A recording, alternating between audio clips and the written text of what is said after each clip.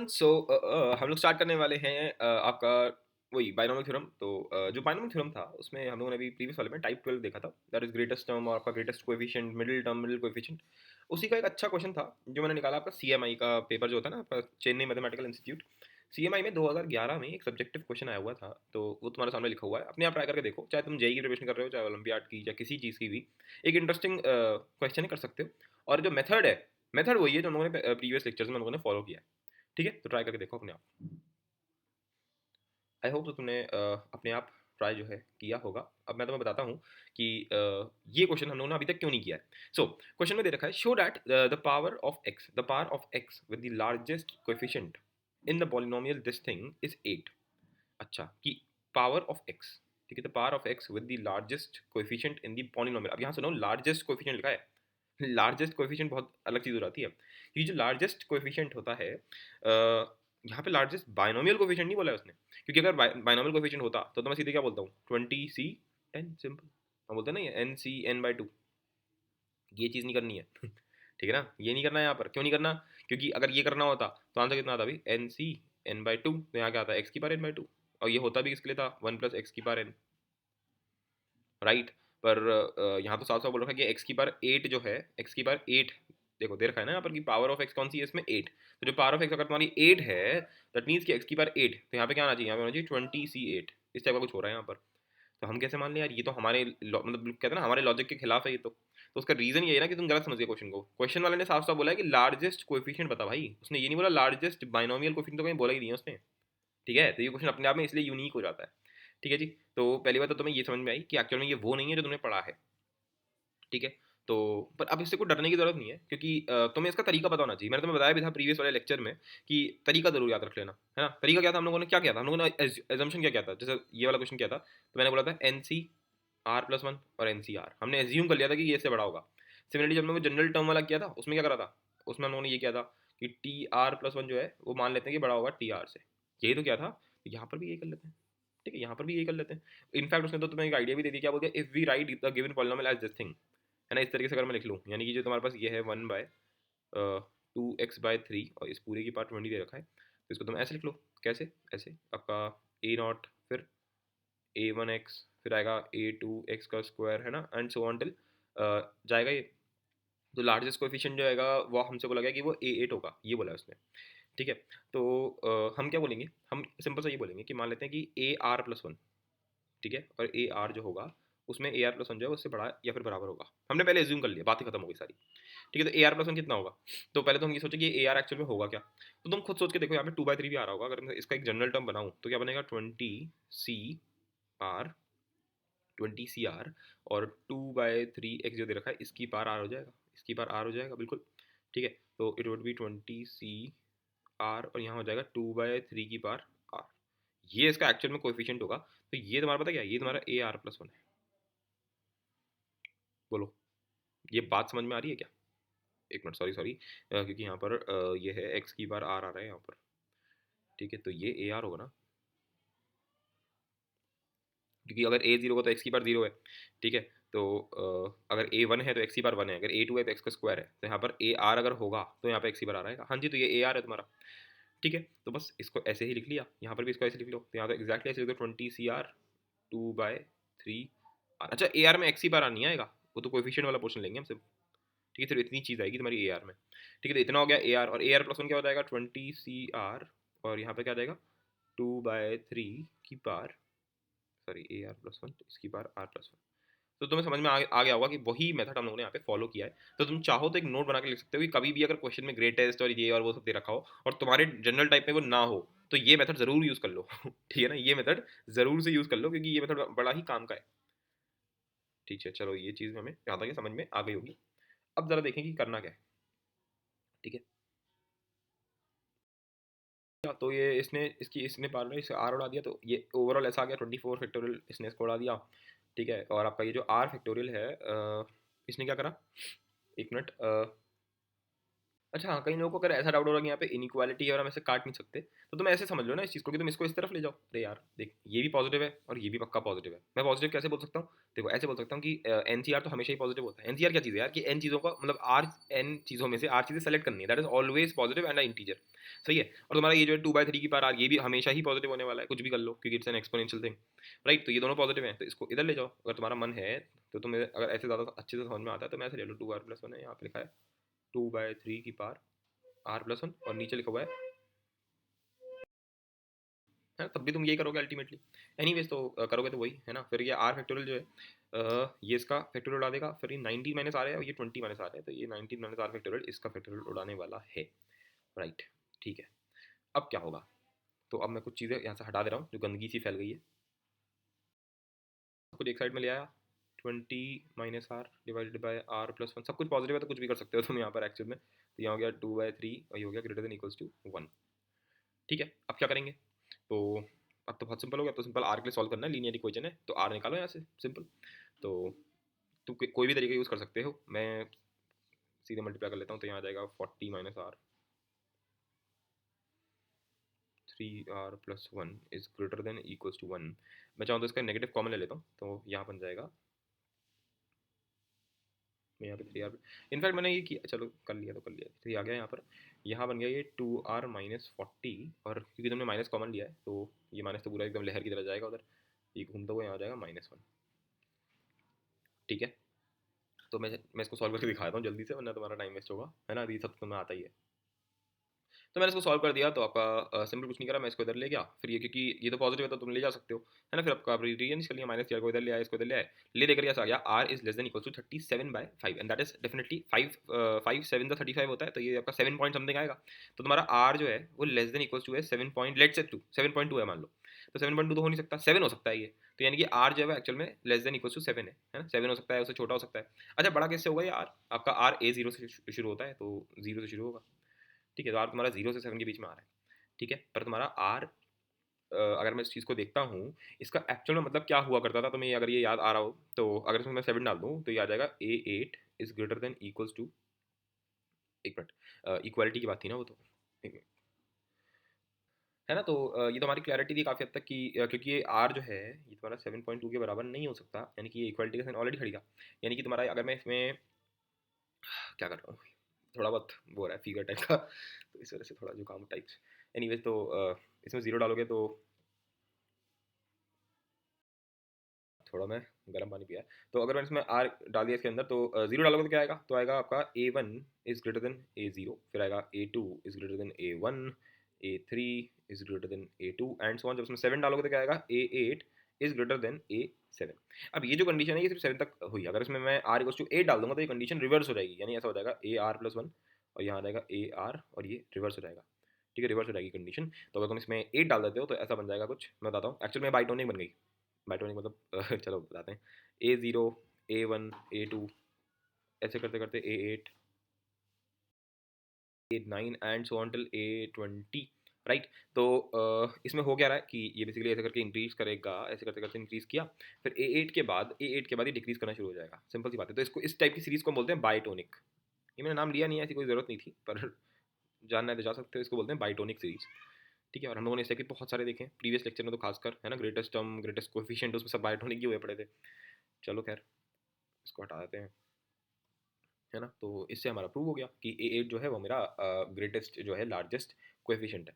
तो I hope so कि इस क्वेश्चन से मुझे बस ये बताना था कि ये जो मेथड है ना आपका, TR+1 is greater than equals to TR, इस ये जो बहुत ही बढ़िया मेथड है, कोई भी लार्जेस्ट कोएफिशिएंट हो, चाहे लार्जेस्ट टर्म हो, चाहे कुछ भी हो, तुम बड़े आराम से इसको सॉल्व कर सकते हो। ठीक है, आई होप सो इसमें मज़ा आया होगा। चलो बढ़िया है। तो ये तो मेरी एक पुरानी स्लाइड थी, इसलिए बार बार इसमें फैक्टोरियल नोटेशन आ रहा है, ये तो हम पढ़ा चुके हैं ऑलरेडी तुम्हें। चलो खैर, अब आगे बढ़ते हैं। मैं तुम्हें एक बड़ी सही चीज़ कराता हूँ, एक मिनट रुक जाओ, पहले इसको लिख लिया जाए। क्वेश्चन है जो आपका आया था IIT जेई में, मतलब IIT जेई बहुत पहले वाले में आया था, 1970 में कहीं पे आया है। ठीक है, 1979 में आया, यानी 8 में आया, यानी उसके आगे आया है, मुझे याद नहीं है। पर ये तो बहुत ही पुराना क्वेश्चन है IIT का। और इसने ये मतलब जैसे कहते हैं ना ट्रेंड सेटिंग क्वेश्चन, की इसकी वजह से बहुत सारे टाइप ऑफ क्वेश्चन बन गए। तो वो तो मैं कराना है मेरे को। एक टाइप ऑफ क्वेश्चन बनाऊंगा जिसको मैं बोलूँगा I+F एनालिसिस, वो मैंने ऑलरेडी लिख के रख लिया है यहाँ पर, है ना। टाइप 13 है वो मेरा I+F एनालिसिस। ठीक है, तो क्या है ये, है ना, क्या चीज़ है ये, बड़ी सही चीज़ है। और इसमें तो मतलब तुम देख रहे हो तो एग्जैक्टली एक ही टाइप के क्वेश्चन तुम्हें देखने को मिलेंगे। एक तो कुछ अंडर रूट में देखो हुआ मिलेगा, और एक नॉर्मल कोई तुम्हें देखने को मिलेगा। ठीक है, तो देखते हैं इसमें, और हर एक लेवल पे पूछेंगे, देखते हैं सीएमआई ने क्या पूछा, हर जेई एडवांस ने क्या पूछा, हर चीज़ इसमें देखेंगे। पहले इस क्वेश्चन को देखते हैं। इनफैक्ट मैं तो कहूँगा तुम खुद ट्राई करने की एक बार कोशिश करो इस वाले क्वेश्चन को, ऐसा कुछ महान नहीं है इसके अंदर। तुम ये देखो, तुमने पूरे बायनोमियल थ्योरम में ये ऑड और इवन नाम की चीज़ कहीं सुनी है क्या? Odd integer, even integer, hint दूँ? पहले अपने आप ट्राई करके देखो, फिर हिंट देते हैं। चलो अब मैं तुम्हें हिंट देता हूँ। ये तुमने ऑड और इवन तुमने एक वहाँ जाकर सुना था, जहाँ हमने प्रूव भी किया था कि प्रूव करो कि ये एक इवन इंटीजर है या ये ऑड इंटीजर है। इस वाली चीज़ में ए प्लस बी एनालिसिस, ए प्लस बी की पावर एन, फिर ए माइनस बी की पावर एन, है ना। हम लोग इसका कॉन्जुगेट सोच लेते थे, फिर इसको प्लस कर लो या फिर इसको माइनस कर लो। याद आ रहा है कुछ? इस टाइप की चीज़ हम लोगों ने कर रखी है। तो वही कुछ यहाँ पे लगेगा। अपने आप सोचो। अब तो बहुत बड़ा हिंट दे दिया। अब अपने आप सोचो कि क्या करना है इसके अंदर।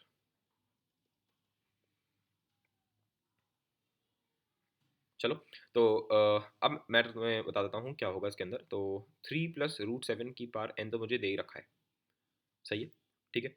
ये तो मुझे दे रखा है कि भैया ये एन के बराबर है। और यहाँ बोला है कि इसके इंटीग्रल पार्ट है और इसके फ्रैक्शनल पार्ट है। इसका मतलब क्या है, मतलब एज आई एंड एफ, इस चीज़ का मतलब क्या है कि have integral and fractional part. कुछ नहीं, जैसे फॉर एग्जांपल तुम्हारे पास नंबर होता है 7.2, तो इसको मैं लिख सकता हूँ 7 + 0.2। तो 7 क्या है इसका, ये इसका इंटीग्रल पार्ट है, और ये क्या है इसका फ्रैक्शनल पार्ट है। तो ये जो चीज़ है, इसको अगर मैं पूरा खोल के लिख दूंगा, पूरा खोल के लिख दूंगा, पूरी बायनोमियल सीरीज आ जाएगी, है ना, पूरी बायनोमियल सीरीज आ जाएगी। हमें पता ही है उसमें। तो उसमें कोई पोर्शन इंटीग्रल होगा और बचा हुआ पोर्शन फ्रैक्शनल होगा। तो बस वो ये बोल रहा है कि 3 + √7 होल की पावर एन जो है, उसमें कुछ पोर्शन इंटीग्रल है और कुछ पोर्शन फ्रैक्शनल है। ठीक है, तो सबसे पहले तुम काम ये करो कि तुम इसका ये निकाल लो, 3 - √7 की पावर एन, तुम ये निकाल के बैठ जाओ। और अब तुम एक और चीज़ ज़रा लॉजिकली सोचना कि जो इंटीग्रल पोर्शन है इसका, इंटीग्रल पोर्शन के अंदर रूट नहीं आ सकता।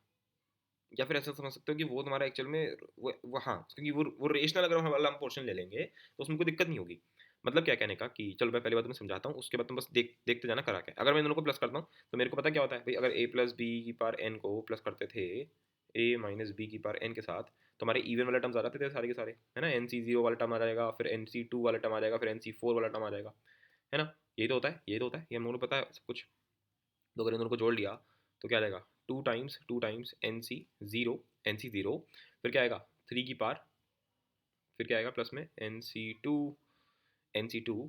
3 का, यार मैं आज पागल हो चुका हूँ। ये है 3 की पावर n, यहाँ हो गया 3 की पावर n - 2, और यहाँ पर आ जाएगा √7 है, और √7 की पावर 2, ठीक है।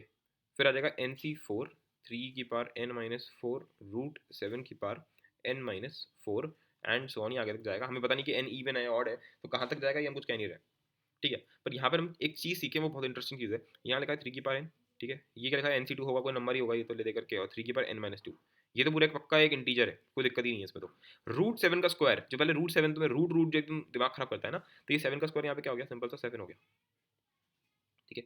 सिमिलर अगर तुम इधर देखते हो NC4 3 की पावर n - 4, ये तो एक इंटीजर है ही, क्योंकि NC4 भी एक इंटीजर ही होने वाला है, NCR हमेशा इंटीजर होता है, और 3 की power something that is also an integer. और √7 की पावर यहाँ पे आएगा, क्या करना है, √7 की पावर 4, तो √7 की पावर 4 कितना होता है आपका, सिंपल सा, इसका भी स्क्वायर यानी कि 49। तो ये पूरा का पूरा इंटीजर बनता जाएगा। तो तुम ये समझ पा रहे होगे, आई होप सो, कि ये जो पूरी चीज़ आ रही है यहाँ पर, ये हमेशा एक इंटीजर है, ठीक है, ठीक है, ये एक हमेशा एक इंटीजर है, ठीक है। तो ये हमने एक बहुत बड़ी डिस्कवरी सॉर्ट ऑफ कर ली कि क्योंकि यहाँ पर रूट था। अब मैं तुम्हें बताता हूँ मैंने क्यों करा, यहाँ पे प्लस क्यों करा, माइनस क्यों नहीं करा। प्लस करने का फायदा ये हुआ कि यहाँ पे था रूट। तो अगर मैं ये ले लेता हूँ NC0 NC2 NC4, तो √7 जो है उसकी बार हमेशा इवन टर्म्स आएंगे, और √7 क्या चीज़ है, 7 की बार 1/2।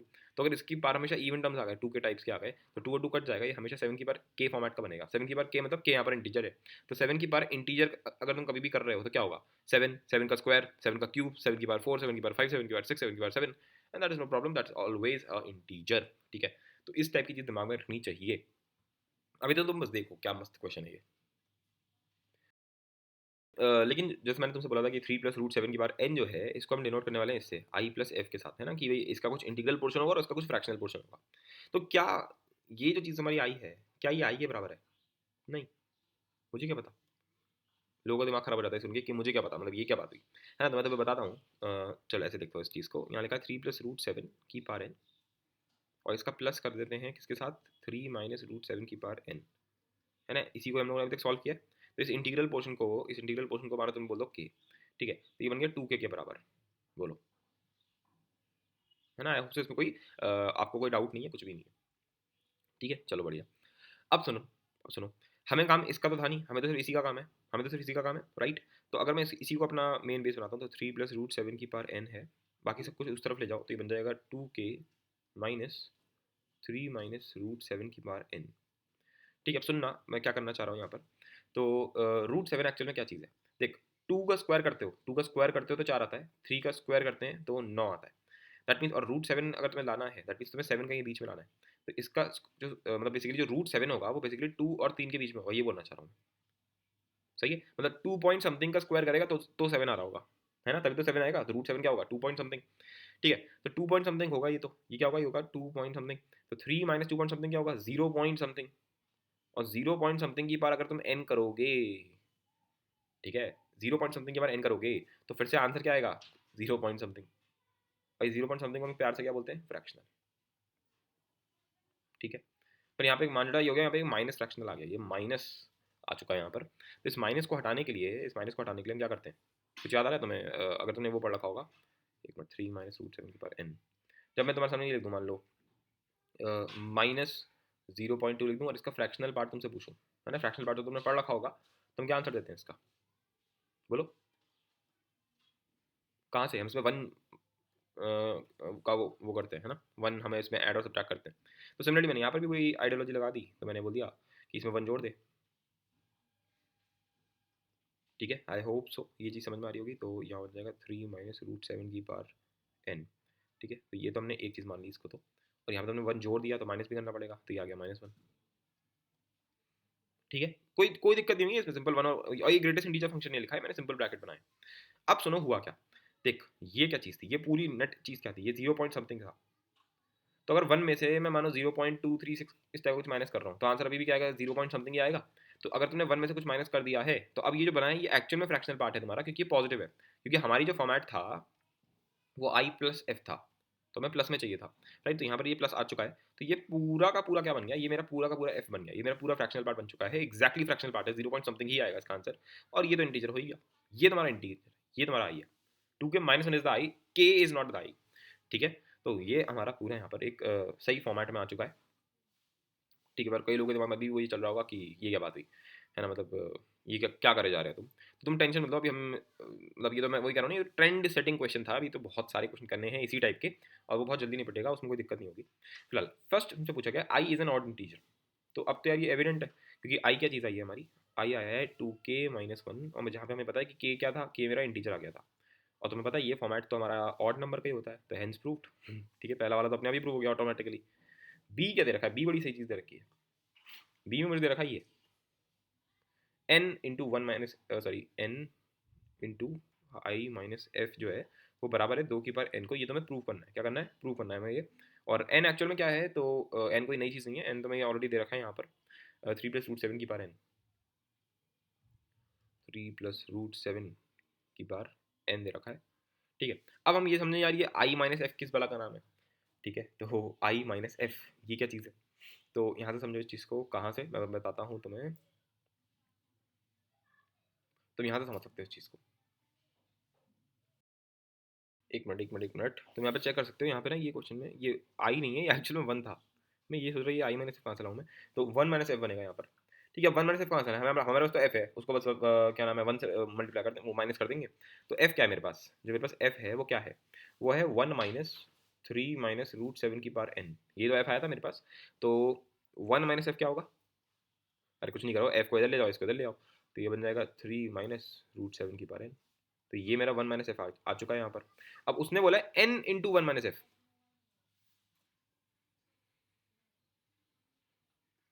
n into 1 - F. तो n क्या है? n है हमारे पास 3 + √7 की पावर n।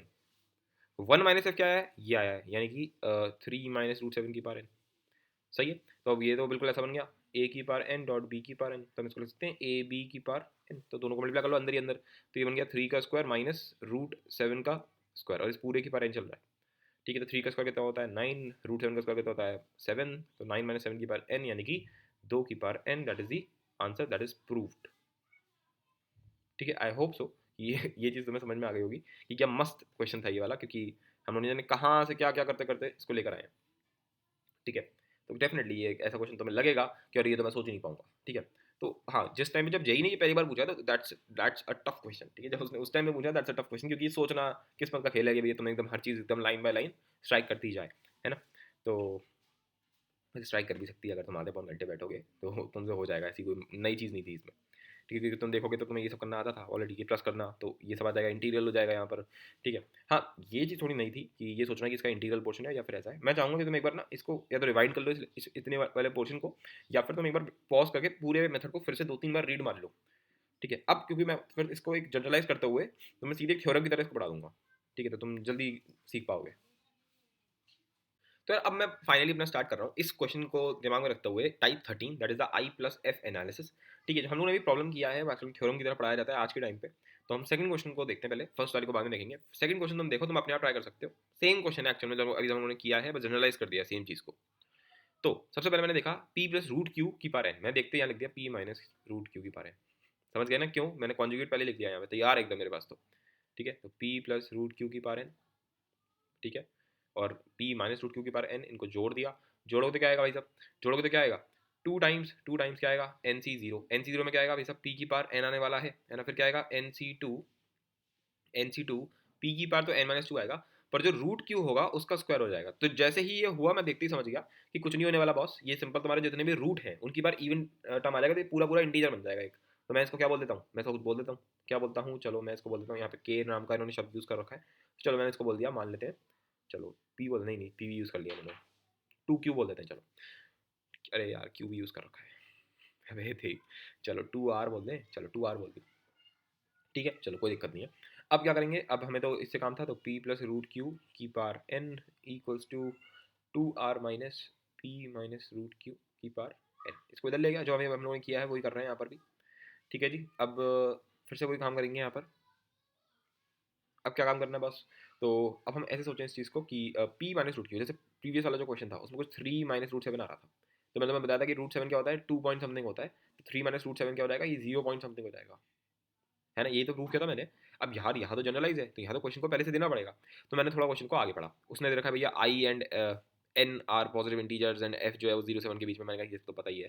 फिर बोला गया शो दैट कि ये चीज़ शो करनी है, फिर बोला कि हाँ ये देखें ये मेन चीज़ें हैं कुछ, P square minus Q is equals to K is greater than zero.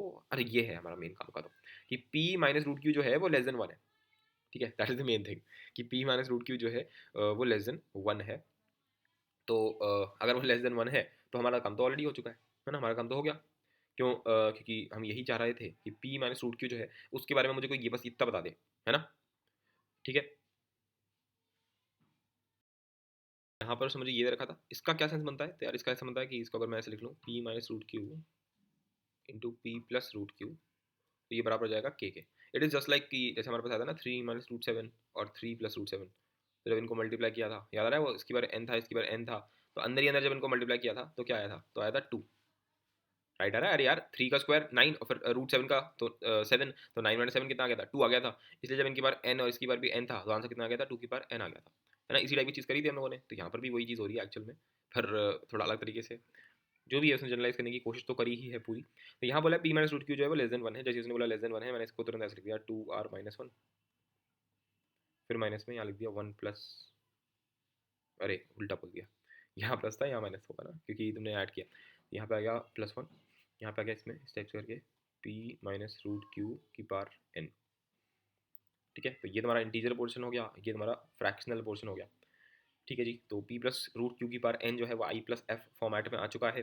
अब क्या बोला है प्रूव करने के लिए, वो बताओ मेरे को जल्दी से। उसने मुझसे बोला है कि एक तो यही होगा कि i तुम्हारा ऑड इंटीजर है, तो वो तुमने प्रूव कर चुके ऑलरेडी, है ना, कि 2r - 1 इज डेफिनेटली ऑड। फिर क्या बोला i plus F into 1 - F, तो i प्लस एफ कितना है बॉस, i प्लस एफ तो अपने पास ये रहा, यानी कि p प्लस रूट क्यू की पावर n। ठीक है, और फिर बोला है 1 - एफ, तो 1 - एफ क्या होगा, 1 - एफ ये होगा, यानी कि p माइनस रूट क्यू की पावर n। दैट मीन्स तो अल्टीमेटली क्या निकालना है, p plus root Q into p minus root Q. ठीक है, और इस पूरे की पावर n, और ये चीज़ जो है वो दे रखी है उसने मुझे k के बराबर, देखो ना।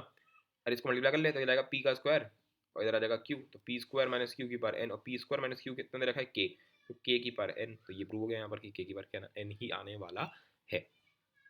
ठीक है जी, बिल्कुल आई होप सो कि ये चीज़ समझ में आ गई, इसमें कोई बड़ी चीज़ नहीं थी, बिल्कुल वही क्वेश्चन है एक्चुअल में, और कुछ भी नहीं है।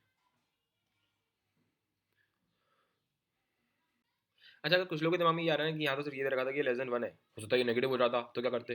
अरे तो तुम इसको ऐसे समझो ना, देखो यहाँ से समझ सकते हैं, ये देखा ना, P square minus Q is equal to के।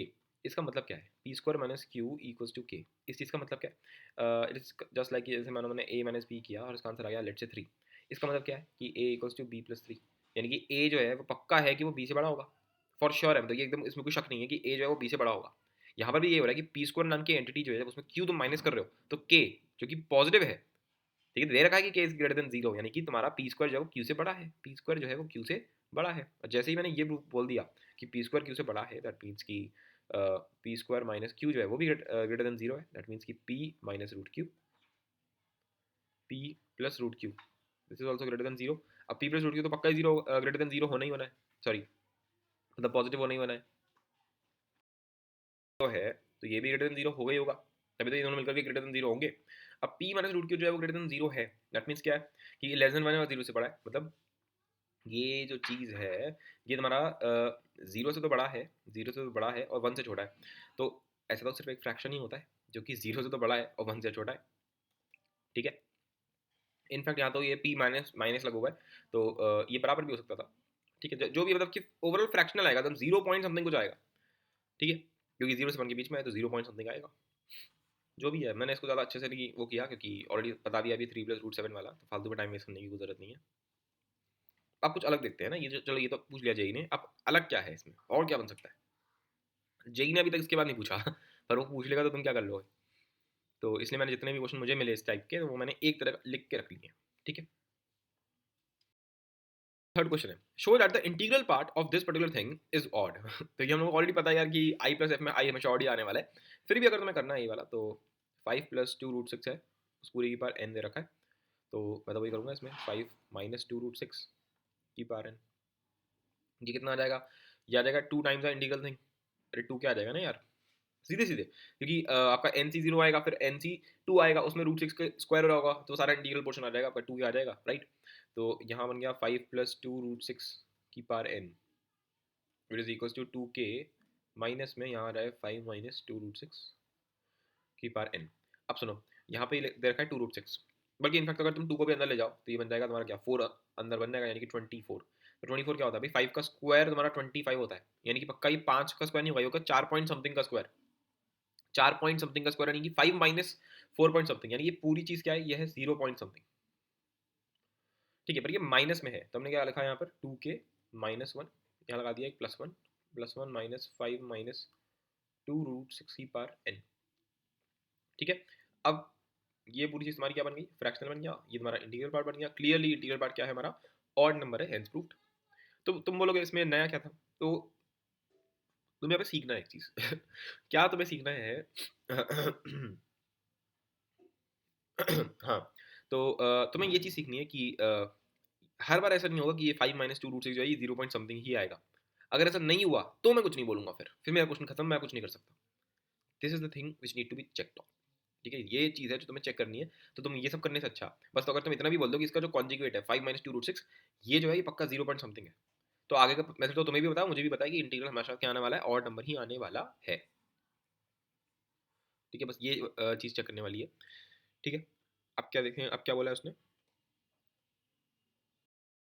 देखो 6 वाले को क्या बोला है, इफ 7 + 4√3 की बार n, तो ऐसे ना देख करके तुम्हारी आदत है p+√q वाले फॉर्मेट में देखने की, और ये 4 आ रहा था तो तुम्हारा दिमाग खराब हो जाता है, तो तुम इसको ऐसे लिखो 7 + 4 को अंदर ले जाओ तो 16 है, तो 16 × 3 48, 48 आ गया ये, ठीक है, तो 48 आ चुका है यहाँ पर, इसकी पार n है, 7 + √48 की पार n है, और ये दे रखा है बराबर इसके s + t के, होगा कुछ, हमें क्या मतलब, n और s कुछ नेचुरल नंबर दे रखे हैं, t is a proper fraction होगा, हमसे बोला है 1 - t into s + t is equal to 1।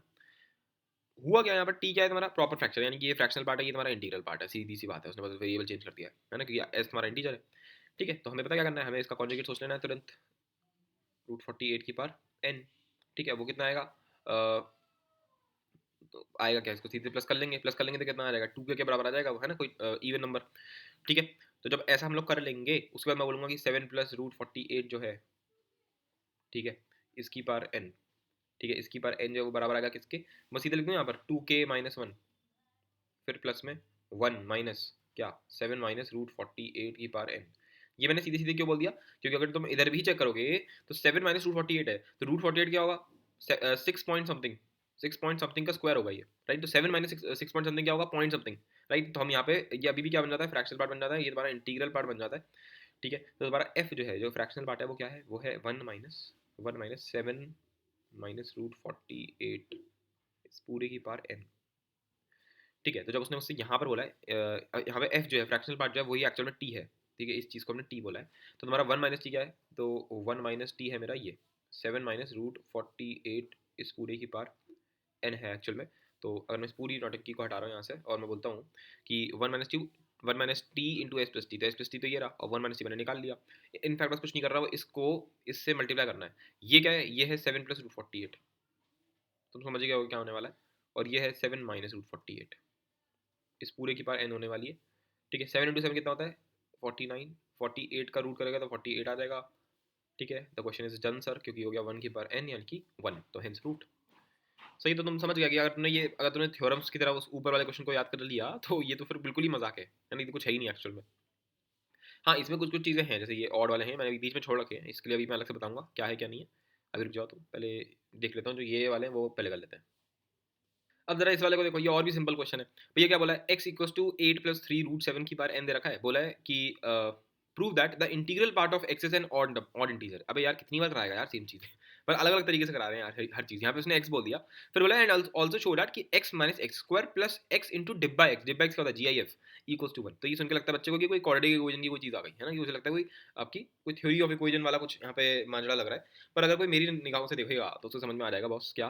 पहले तो तुम इसको समझो, ये क्या है 8 है, 8 को हम लिख सकते हैं क्या नहीं चलो 8 ही लिखे रहने दो इसको, 80, ये 8 लिखा हुआ है और ये लिखा हुआ है रूट के अंदर 63।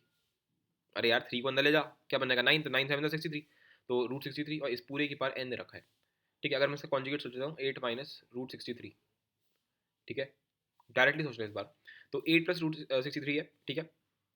हम अल्टीमेटली क्या करने वाले हैं यार, अल्टीमेटली मुझे पता है कि कुछ इस टाइप का आ जाएगा, क्योंकि अगर तुम इधर देखते हो तो रूट 63 कितना होगा 7 पॉइंट समथिंग का स्क्वायर होगा ये, ठीक है। तो ऑब्वियसली आंसर पॉइंट समथिंग में आने वाला है, तो यहाँ पे कोई दिक्कत नहीं है। तो अगर ऐसा हो रहा है, अगर ऐसा हो रहा है तो मुझे पता क्या होने वाला है। अब दो चीज़ें होती हैं हर बार, है ना। एक तो ये कि इंटीग्रल पार्ट इसका ऑड इंटीजर आना ही आना है, कैसे आना है, अरे इसको हम ऐसे लिख देंगे ना, वही 2k-1, 2k-1 फिर प्लस में 1 माइनस, और ये जो चीज़ लिखी हुई है ये यहाँ पे आ जाती है हर बार, है ना। तो वो इंटीग्रल पार्ट तो उसका ऑड हो जाएगा, वो तुम प्रूव कर लोगे, उसमें कोई नई चीज़ नहीं है ना। तो वो तो तुम कर ही लोगे। पहला हमारा स्टेटमेंट हो गया प्रूफ है ना कि x is an odd integer, x क्या है ये है हमारा x, तो वो हमने प्रूफ कर लिया कि वो ऑड तो आएगा ही आएगा, पक्की बात है। इंटीग्रल पार्ट जो आएगा वो ऑड आने वाला है।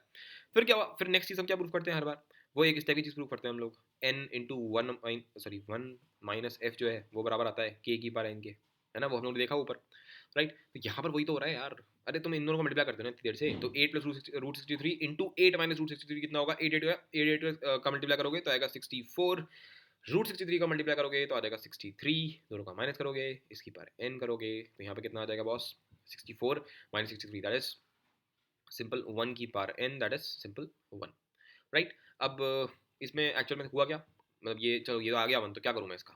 तो तुमने एक्चुअल में क्या किया, तुमने ये करा ना 8 प्लस रूट 63 की पावर n था, उसको तुमने मल्टीप्लाई कर दिया 8 माइनस रूट 63 की पावर n से, यही तो करते आ रहे हैं इतनी देर से। अब ये जो चीज़ है ये तो मुझे क्वेश्चन में दे रखी है, ये तो x के बराबर है, ये तो x के बराबर है। ये क्या जो चीज़ है ये किसके बराबर है, तो तुम्हें ये भी पता होना चाहिए अब तक तो ये तुम्हारा 1 माइनस एफ के बराबर आती है इतनी देर से, 1 माइनस तुम्हारा फ्रैक्शनल पार्ट जो होता है, राइट। अब ये फ्रैक्शनल पार्ट मैं कहाँ से निकालूँ यार, क्योंकि यहाँ तो फ्रैक्शनल पार्ट के बारे में बात की नहीं गई, उल्टा यहाँ तो डिब्बा एक्स की बात कर दी है इसने। तो मैंने कहा ये थोड़ा इसमें इंटरेस्टिंग चीज़ है, क्योंकि इतनी देर से मैं बोल रहा था कि 8 प्लस 3 रूट 7 इस टाइप की चीज़ को हम कैसे लिखने वाले हैं, इसको हम लिखने वाले हैं आई प्लस एफ के फॉर्मेट में, राइट। तो वो जो एफ है वो ये वाला एफ लिखा है यहाँ पर यहाँ पर उसने मुझे डिब्बा एक्स दे दिया और ये एक्स के बराबर है। तो क्या तुम समझ पा रहे हो कि इसका जो डिब्बा x होगा, मतलब x का डिब्बा x का क्या मतलब है, इस चीज का इंटीग्रल पार्ट, तो ये जो i लिखा हुआ है इसकी जगह पे क्या लिख सकता हूँ मैं, इसकी जगह पे लिख सकता हूँ डिब्बा x, समझ गया ना, क्योंकि तुम्हें इसका इंटीग्रल पार्ट चाहिए और क्या, ठीक है। तो f क्या हो गया फिर, तो f क्या हो गया, f एज यूजुअल, या तो तुम डायरेक्ट लिख दो फ्रैक्शनल पार्ट x, सीधे सीधे कोई दिक्कत नहीं है, यहाँ लिख दो सिंपल फ्रैक्शनल पार्ट x, तो वो किसके बराबर होता है x माइनस डिब्बा x, ठीक है। तो वो यहाँ लगा देते हैं, तो यहाँ जाएगा x into 1 minus x minus डिब्बा x, ठीक है। ये चीज़ को मैंने ऐसे लिखा और ये इसका आंसर अभी तक कितना आ रहा है, इसका आंसर 1 आ रहा है, यहाँ लिखा है 1, ठीक है। अब तो कुछ करना ही नहीं, मल्टीप्लाई करना है सिंपल सा, तो मल्टीप्लाई कर लो, यहाँ बन जाएगा x, यहाँ बन जाएगा माइनस का एक्स स्क्वायर ठीक है, यहाँ क्या बन जाएगा, माइनस माइनस प्लस हो जाएगा, तो यहाँ आ जाएगा प्लस एक्स इंटू डिब्बा एक्स इक्वल्स टू। ठीक है, तो आई होप सो ये तुम्हें समझ में आ गया, इसमें कोई नई चीज़ नहीं थी, सिंपल उसने वही सेम फंडों को जितने टाइम से हम लोग इसको कर रहे हैं वही सेम चीज़ ने यहाँ पे बार बार लगा रहा है वो, और कुछ नहीं कर रहा। तो तुम ये वाला भी अपने आप ट्राई करके देख सकते हो, सेम चीज़ दे रखी है और कुछ नई चीज़ नहीं दे रखी है इसके अंदर, है ना। X into one minus F वो हमने पता नहीं 100 बार कर लिया अब तो। ठीक है, तो अपने आप ट्राई करके देखो इस वाले को, अब बड़े आराम से हो जाएगा। इनफैक्ट तुम्हें इसका आंसर पता भी नहीं आना चाहिए, इसका आंसर 1 होगा, क्योंकि 7 प्लस ये क्या लिखा है, √48 लिखा है ये। ठीक है, तो ये लिखा है 49 है ना, 7 का स्क्वायर करेगा 49 आ जाएगा, तो 49 माइनस 48, इसका आंसर हमेशा क्या आता है, के की पावर एन। के क्या होता है, इन दोनों के कॉन्जुगेट का मल्टीप्लिकेशन। ठीक है, चलो ठीक है, बढ़िया, तो ये वाला भी हमारा आंसर आ चुका है, इसका आंसर 1 आएगा। इतनी बार कर लिया कि आप डायरेक्टली बता सकते हैं, ऐसा वाला हो गया है। वाला करना, इसमें क्या है, इसमें से बोला गया कि 5 + 2 √6 की पावर n है, बोला ये i प्लस एफ के बराबर है, तो बता i कितना होगा। तो यार ये देखो फिर से वही चीज़ है, यहाँ पे इसका स्क्वायर करेगा तो 25 आ जाएगा, है ना। और ये क्या लिखा है, ये लिखा है 24, भाई √24 है तो 24 आएगा, तो 25 माइनस 24 कितना आ जाएगा, 1 आ जाएगा। तो अल्टीमेटली जब मैं ये कर रहा हूँ i plus F into 1 minus F, जब तुम ये करोगे तो तुम अल्टीमेटली क्या करोगे, ये लोगे और इसका कॉन्जुगेट लोगे, दोनों का मल्टीप्लिकेशन करोगे, आंसर कितना आएगा, के आएगा। के क्या होता है, यहाँ पे कितना आ रखा है, के 1, तो यहाँ पे आंसर आ जाएगा 1। तो आई कितना हो गया, एक तरीके से तुम यहाँ से निकाल सकते हो, आई कितना आ जाएगा 1/1 माइनस एफ। मैं इस वाली चीज़ को नीचे ले गया और फिर प्लस एफ को उधर ले जाओ तो बन गया माइनस एफ। ठीक है, तो ये इसका सिंपल सा आंसर हो गया। ठीक है, सेम चीज़ अब तुम ऊपर वाले में भी लगा सकते हो। ठीक है, देखो इंटीग्रल पार्ट ऑफ सेम चीज़ पूछी है उसने मुझसे, तो √2 + 1 पूछा है, √2 + 1 की पावर 6 है। ठीक है, तो कॉन्जुगेट कैसे निकालोगे, अब कॉन्जुगेट इसका √2 - 1 नहीं होगा। ठीक है, इस चीज़ को समझो यहाँ पर, क्योंकि हमारा पूरा एनालिसिस हम लोगों ने किया है p + √q के लिए, सही है। तो हम बात करेंगे 1 + √2 के लिए, 1 + √2 की पावर 6, इसको मान लेते हैं i प्लस एफ। ठीक है, तो तुम्हारी डिमांड है आई की। ठीक है जी, तो जब मैं इसका स्क्वायर करके इसको माइनस करूँगा, ठीक है जी, तो क्या होगा, तो अगर मैं इसका ले लूँ 1 माइनस √2 की पावर 6, ठीक है, तो यहाँ पर ये नेगेटिव आएगा, क्योंकि ये होगा 1 पॉइंट समथिंग और ये होगा 1। अगर मैं वैसे ही करूँ तो क्या दिक्कत है। कर रहे थे, मैंने सोच रहा था पहले ये वाला क्वेश्चन कर लेते हैं, उसके बाद हम लोग एकदम ये हो जाएंगे कि हम लोगों ने सब कुछ कर लिया। राइट, तो पहले ये वाला देखते हैं, फर्स्ट क्वेश्चन देखते हैं हमारे पास क्या है। √p + q होल की बार n है और बोला ये i प्लस एफ के बराबर है, जहाँ पर i और n जो है वो पॉजिटिव इंटीजर्स है। n यहाँ पे बहुत बड़ी बात देती है कि n मेरा यहाँ पर ऑड है। ठीक है, मेरे को दे रखा है कि n जो है वो ऑड है, और f मेरा क्या सिंपली फ्रैक्शनल पार्ट है, कि वो 0 से 1 के बीच में कुछ भी हो सकता है, 0 भी हो सकता है। तो बोला कि i plus F into F is equal to K की पावर n, और फिर वही कंडीशन दे दी है कि p minus Q square equal to K है जो कि ग्रेटर देन 0 है, और फिर √p माइनस क्यू जो है वो लेस देन 1 है। ये सब दे रखा है इसने। ठीक है ठीक है ठीक है, कोई दिक्कत नहीं है। सोचा जाए क्या कर सकते हैं इसके अंदर, तो डेफिनेटली पहले तो मैं इसका कॉन्जुगेट जो है वो सोचूंगा। ठीक है, तो इसका कॉन्जुगेट हो जाएगा √p minus Q, simple √p minus Q. ठीक है, तो √p माइनस क्यू की पावर n आ गया यहाँ पे हमारे पास। राइट, अब तो मैं यहाँ पे समझा देता हूँ, ये लिखा है √p + q की पावर n है। ठीक है, √p माइनस क्यू की पावर n दे रखा है मेरे को, और यहाँ बोला कि ये i प्लस एफ है। ठीक है, तो अब मैं क्या कर सकता हूँ, अगर मैं इन दोनों को ऐड कर दिया, मानो मैंने इन दोनों को ऐड कर दिया, तो अगर ऐड कर देंगे तो क्या आएगा, तो आएगा 2 टाइम्स, इस टाइप से आ जाएगा, NC0 वाले टर्म्स आ जाएंगे, NC2 वाले टर्म्स आ जाएंगे, एंड सो है ना, सारे इवन वाले आ जाएंगे, है ना, आने वाले हैं वो सब।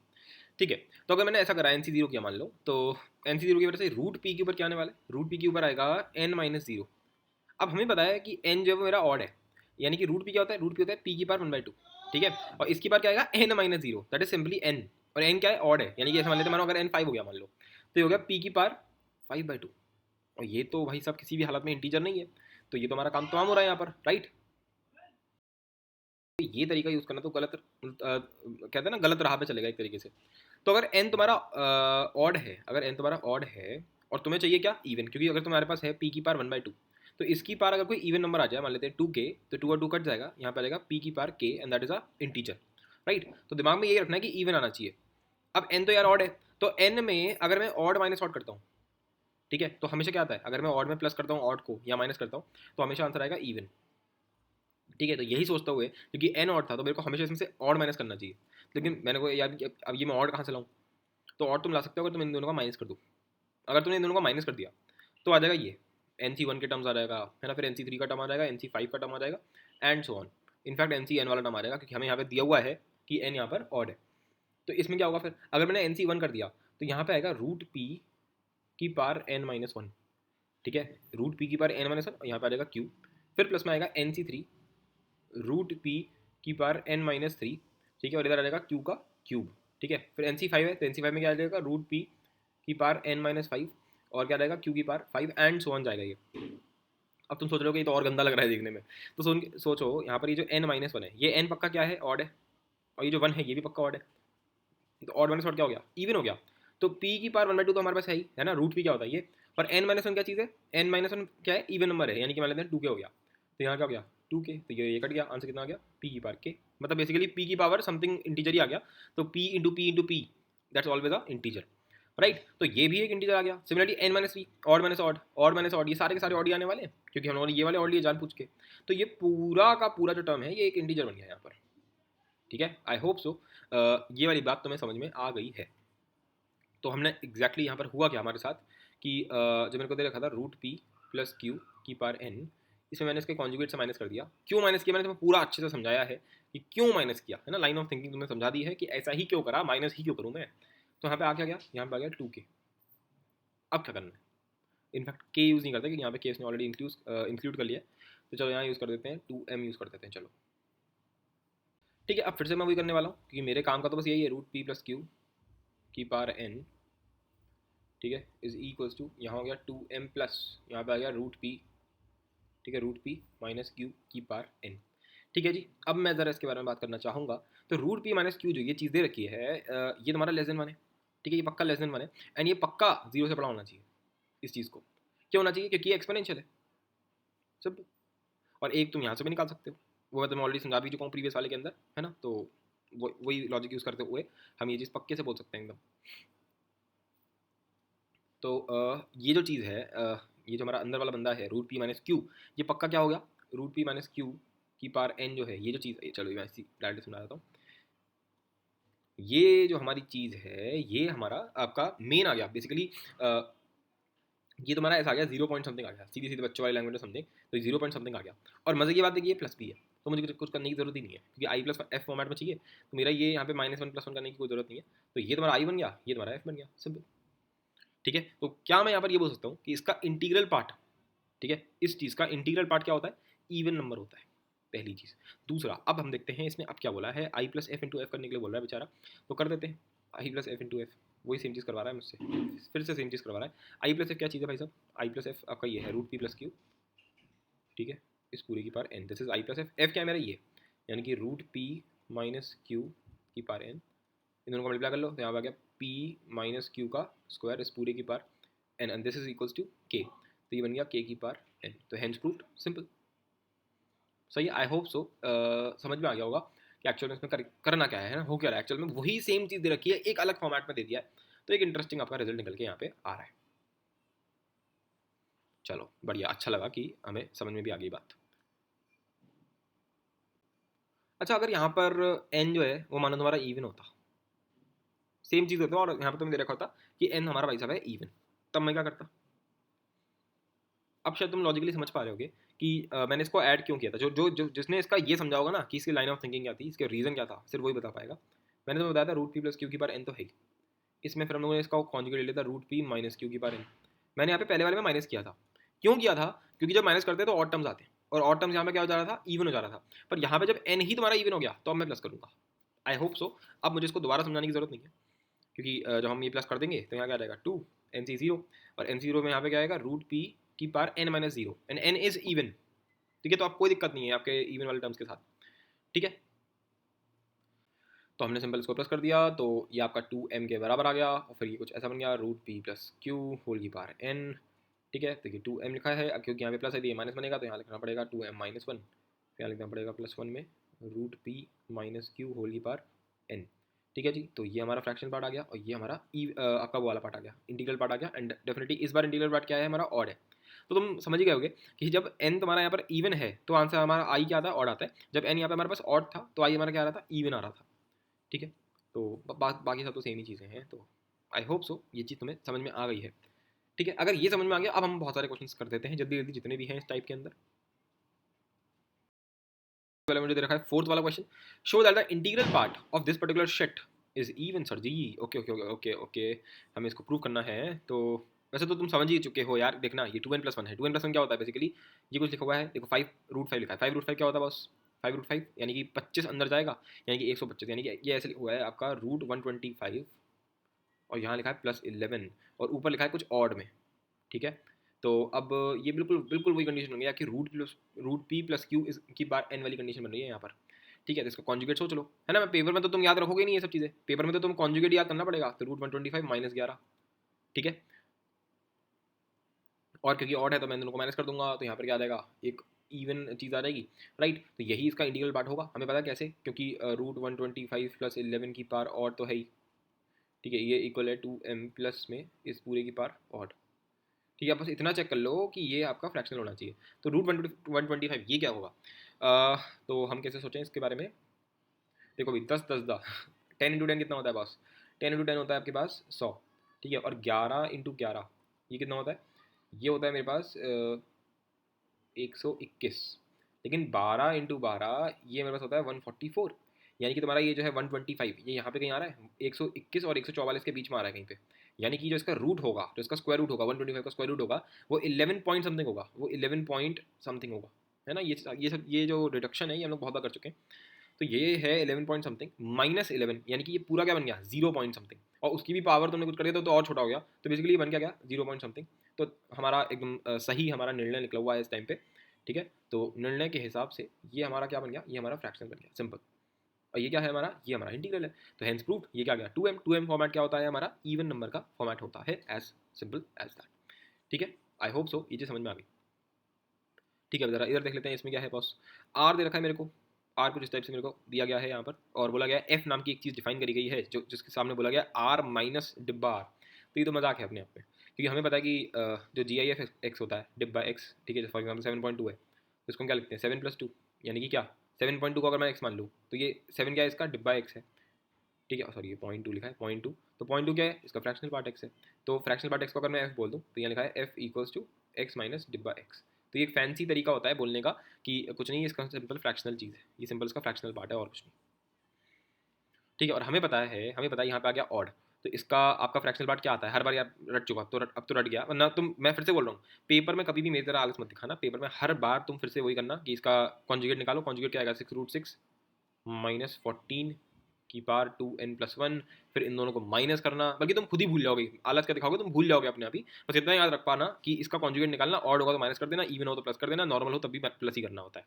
तो अगर हम दोनों को माइनस कर देंगे तो यहाँ पे क्या आ जाएगा, कुछ इवन नंबर टाइप का आ जाएगा जब दोनों को माइनस कर देंगे, ठीक है। फिर तुम उसको उधर लेकर जाओगे, फिर तुम चेक करोगे कि 6√6 क्या चीज़ है बॉस, 6√6 तुम्हारी है सिंपल सा 36 अंदर चला गया, 36 × 6 कितना होता है 216, तो 216 -14, ठीक है जी। अब 14 का स्क्वायर कितना होता है 196, ठीक है। और 13 का क्या होता है 169।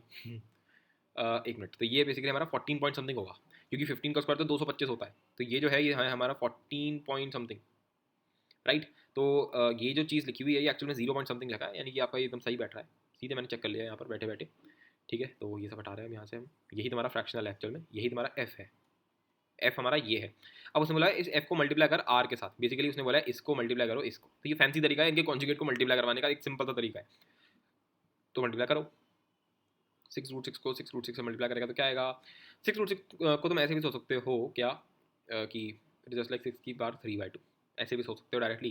तो जब तुम इसका स्क्वायर करोगे तो वो 6 का क्यूब है बेसिकली, इन दोनों का करोगे तो आएगा 216, करके देख लो, चलो 6 6 6 36, √6 6, तो 36 × 6 216, 14 14 कितना होता है बस 196, तो यहाँ लिख दो -196 की पावर 2n+1, ठीक है। ये तुम्हारा आर एफ आएगा, ठीक है ना। तो ये कितना हो गया, ये कुछ नहीं, इसमें 20 जुड़ गया बस, तो 20 की power 2n+1, I think so that is the answer. तो अब इस वाले को करते हैं इंटीग्रल पार्ट ऑफ √2 + 1 की पावर 6, यहाँ लिखा है √2 + 1 की पावर 6, यहाँ आ गया √2 - 1 की पावर 6, इन दोनों को माइनस कर देंगे डेफिनेटली। एक मिनट, यहाँ पर क्या है n हमारा इवन है, तो हम क्या करेंगे इसको प्लस करेंगे, ठीक है। तो प्लस कर देते हैं सर जी इसको, तो प्लस करेंगे तो क्या आएगा 2 टाइम्स ऑफ 6c0। अच्छा, अब मैं ऐसा क्यों कर रहा हूँ, वैसे तो मुझे पता है कि भाई जब मैं इसको प्लस करूँगा, तो एक इवन नंबर आ जाता है, तो वही तो तुम्हें निकालना है, क्योंकि इसका उसने तुमसे क्या पूछा, उसने तुमसे इंटीग्रल पार्ट पूछा है इसका, वो कितना होगा, वो होगा 2m-1, वो भी पहले से बताया कि ऐसा ही हो रहा है, इतने टाइम से यही होगा इसमें भी, ठीक है। फिर भी हम चलो निकाल तो रही हैं, अगर इसको प्लस कर देंगे तो क्या जाता है हर बार 2 6c0 6c2 6c4 66। ठीक है, अगर 60 निकाल दिया तो रूट टू की पावर 6 आ जाएगा, यानी कि 2 का क्यूब यानी कि 8, यहाँ पे आ गया 8, फिर प्लस में 6c2 यानी कि रूट टू की पावर 4, दैट मीन्स 2 का स्क्वायर यानी कि यहाँ पे आ जाएगा 4, फिर 64 है यानी कि रूट टू का स्क्वायर है ना, यानी कि यहाँ पे क्या आ जाएगा, यहाँ पे आ जाएगा 2 एंड सिंपली ये आपका ये रहेगा।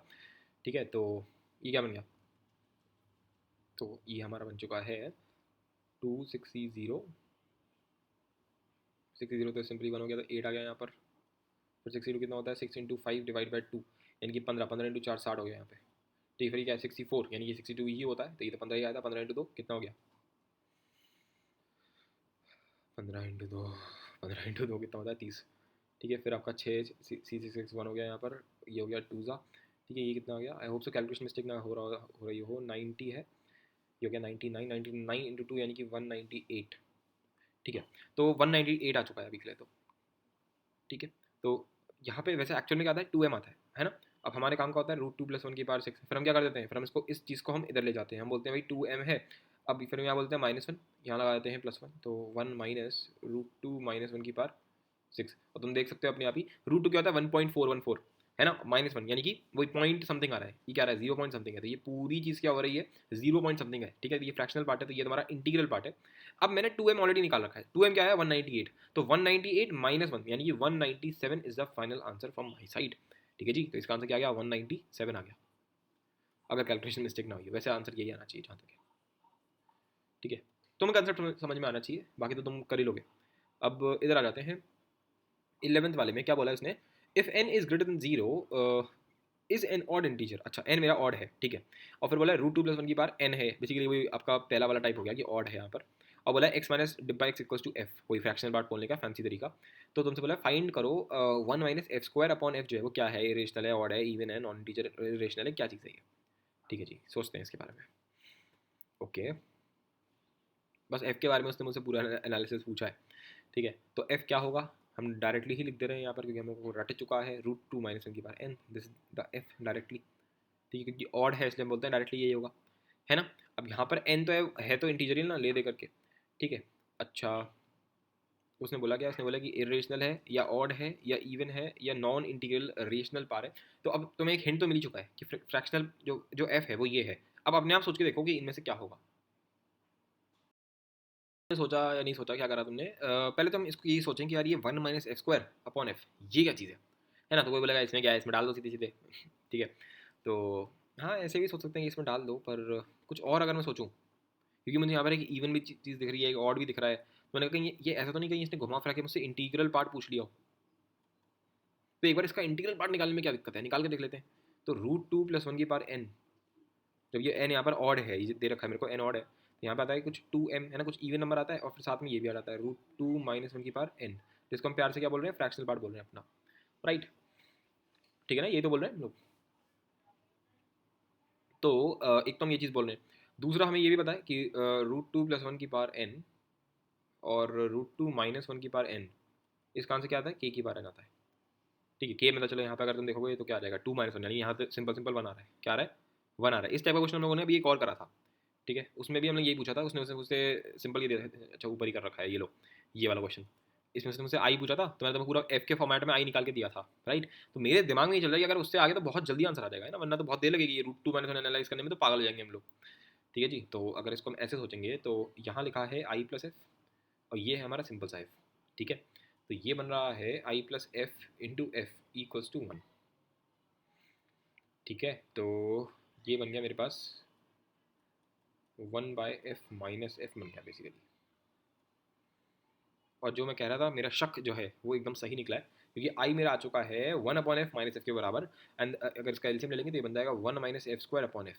दैट मीन्स कि ये जो चीज़ है ये बराबर है आई के, और आई क्या है, पक्का है, आई क्या है मेरा 2m यानी कि इवन है, देन हेंस प्रूव्ड है ना, एक तरीके से कहता है प्रूव हो गया, काम खत्म। तो तुम देख पा रहे हो क्या सही क्वेश्चन बन सकता है इससे, क्योंकि मुझे ये बताया कि 1 minus F square upon F ये इवन है, दैट इज फॉर श्योर कि ये इवन नंबर है। ठीक है, मैं बल्कि इससे कुछ और कॉम्प्लेक्स भी बना सकता हूँ। ठीक है ना, मैं इसका कुछ कुछ और भी काम कर सकता हूँ। चलो यहाँ तो से मुझे दिया था 1 minus F square upon F. ठीक है, ऐसे मान के चलो कि मानो ये लिखा हुआ है 4 लिखा हुआ है, मान लो ये। ठीक है, तब तुम 4 के साथ बहुत कुछ कर सकते हो। ठीक है ना, तुम बहुत कुछ कर सकते हो 4 के साथ, या फिर तुम ऐसे भी कर सकते हो कि तुम्हें पता है कि इवन नंबर को अगर मैं मानो मैंने बहुत ही सिंपल लेवल पे मैंने ऐसे लिख दिया 1 माइनस एक्स स्क्वायर की बार एफ, और यहाँ लिख दो मानो मैंने 1000 लिख दिया, ठीक है, और तुमसे पूछूँ ये क्या चीज़ है, तुम क्या बोलोगे, इवन है, बात खत्म।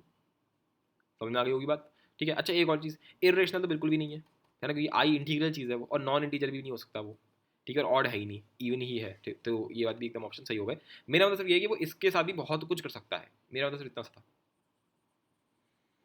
क्योंकि हमको बहुत सारी चीज़ें ऑलरेडी भी पता है एक्चुअल में कि और क्या क्या बन सकता है, पर मैं उसका तुम्हारे लिए मज़ा ख़राब नहीं करूँगा कि कैसे होगा। बस मैंने तुम्हें हिंट दे दिया है कि, मतलब हिंट क्या दे दिया, मतलब कभी किसी दिन जेई एडवांस से कुछ बड़ा बढ़िया बना दिया तो मैं इस पॉइंट का यहाँ पे रेफरेंस ले सकता हूँ कि मैंने ये चीज़ बताई थी कि अगर ये तुम्हें पता है कि ये वाला एक्सप्रेशन जो है ये इवन है, या अगर यहाँ पर एन की जगह पे ये, अगर एन की जगह क्या होता है यहाँ पर अगर इवन होता तो यहाँ पे जो भी एक्सप्रेशन आता हमें पता होता कि वो ऑड होगा, ठीक है, तो ये इवन और ऑड का वो कुछ बढ़िया कर सकता है, और वो नहीं कर सकता तो तुम्हारा सी एम आई और ये सब बहुत अच्छे से खेल सकते हैं इसके साथ नंबर थ्योरी लगा करके, ठीक है, कि इवन ऑड पैरिटी के साथ। चलो खैर आगे बढ़ते हैं, छोड़ो उसको।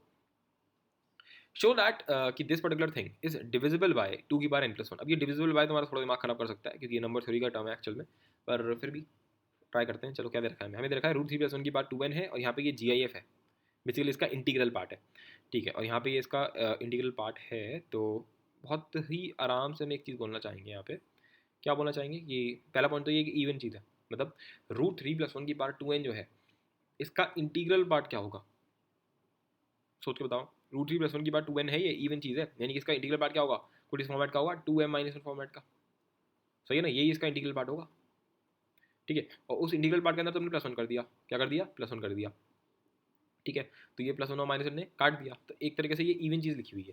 पहली बात तो हमने ये बात तय कर ली कि ये जो पूरा लिखा हुआ है, ये जो पूरा लिखा हुआ है ये एक इवन टर्म है, ये बेसिकली ऐसा समझ सकते हैं टू एम लिखा हुआ है, तो two M is divisible by two की बार एन प्लस वन, वो ये चीज़ बताना चाह रहा है तुमसे, ये बोलना चाह रहा है वो एक तरीके से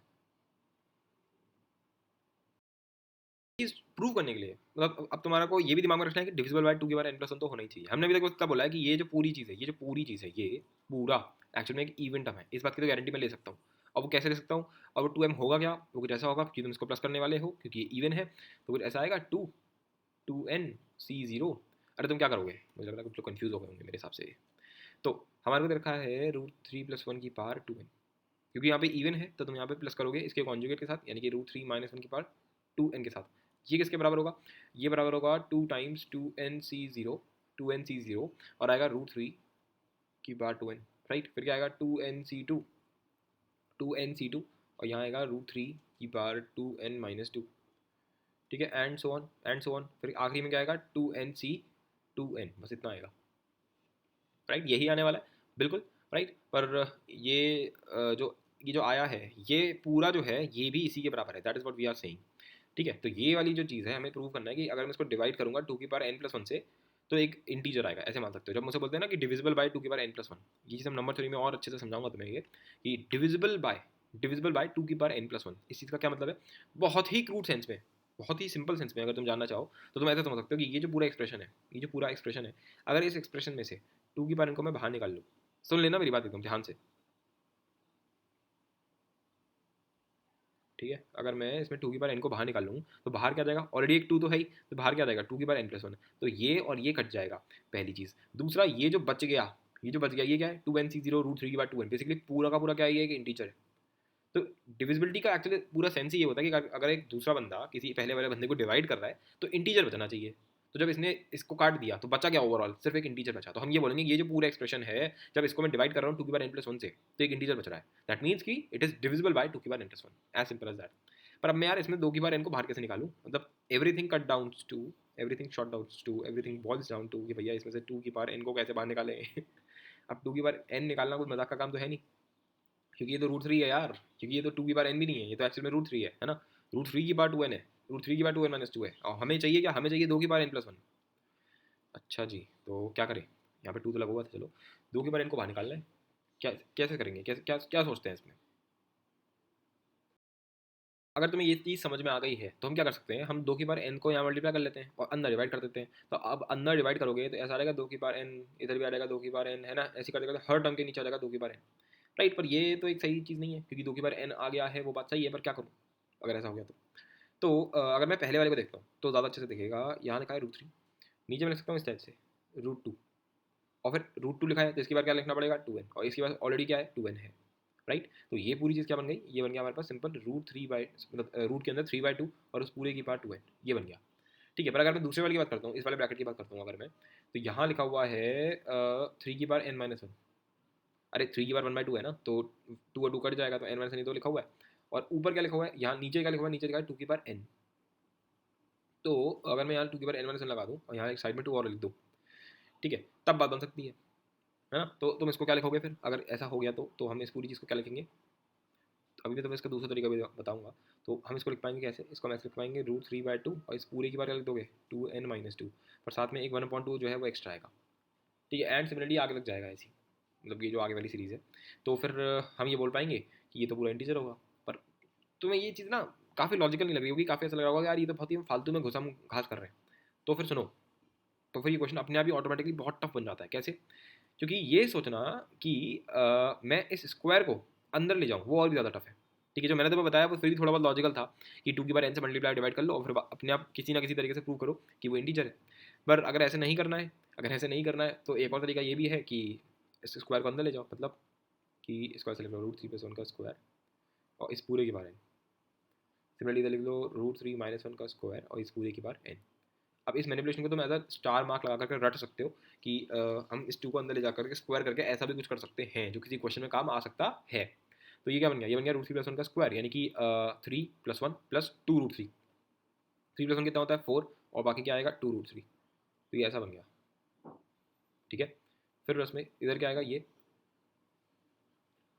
इधर भी ये आएगा, बस ऐसा हो जाएगा 4 - 2 रूट 3 हो जाएगा, बाकी सब कुछ सेम रहेगा। ठीक है, तो अभी भी कॉन्जुगेट रहा था, ये बड़ी सही चीज़ है, अगर तुम समझ पाओ तो मज़ा आ जाएगा देखने में इसको। ठीक है, अब फायदा बस ये हो रहा है ना कि यहाँ पे अब हम 2 के टर्म्स को इन्वॉल्व करा सकते हैं, है ना। बात तो अभी भी वही रही, पर अब मैं बहुत सारी चीज़ें एक साथ कर सकता हूँ। क्या देखो, NC0, ठीक है NC0, और यहाँ लिखूंगा 4 की पावर n, ठीक है, और यहाँ लिखूंगा 2 रूट 3, ठीक है ना, 2 रूट 3 की पावर 0, सही है। एंड फिर NC2 4 की पावर n-2, और फिर क्या लिखूंगा मैं 2 रूट 3 का स्क्वायर एंड सो ऑन, ये आगे तक जाएगा।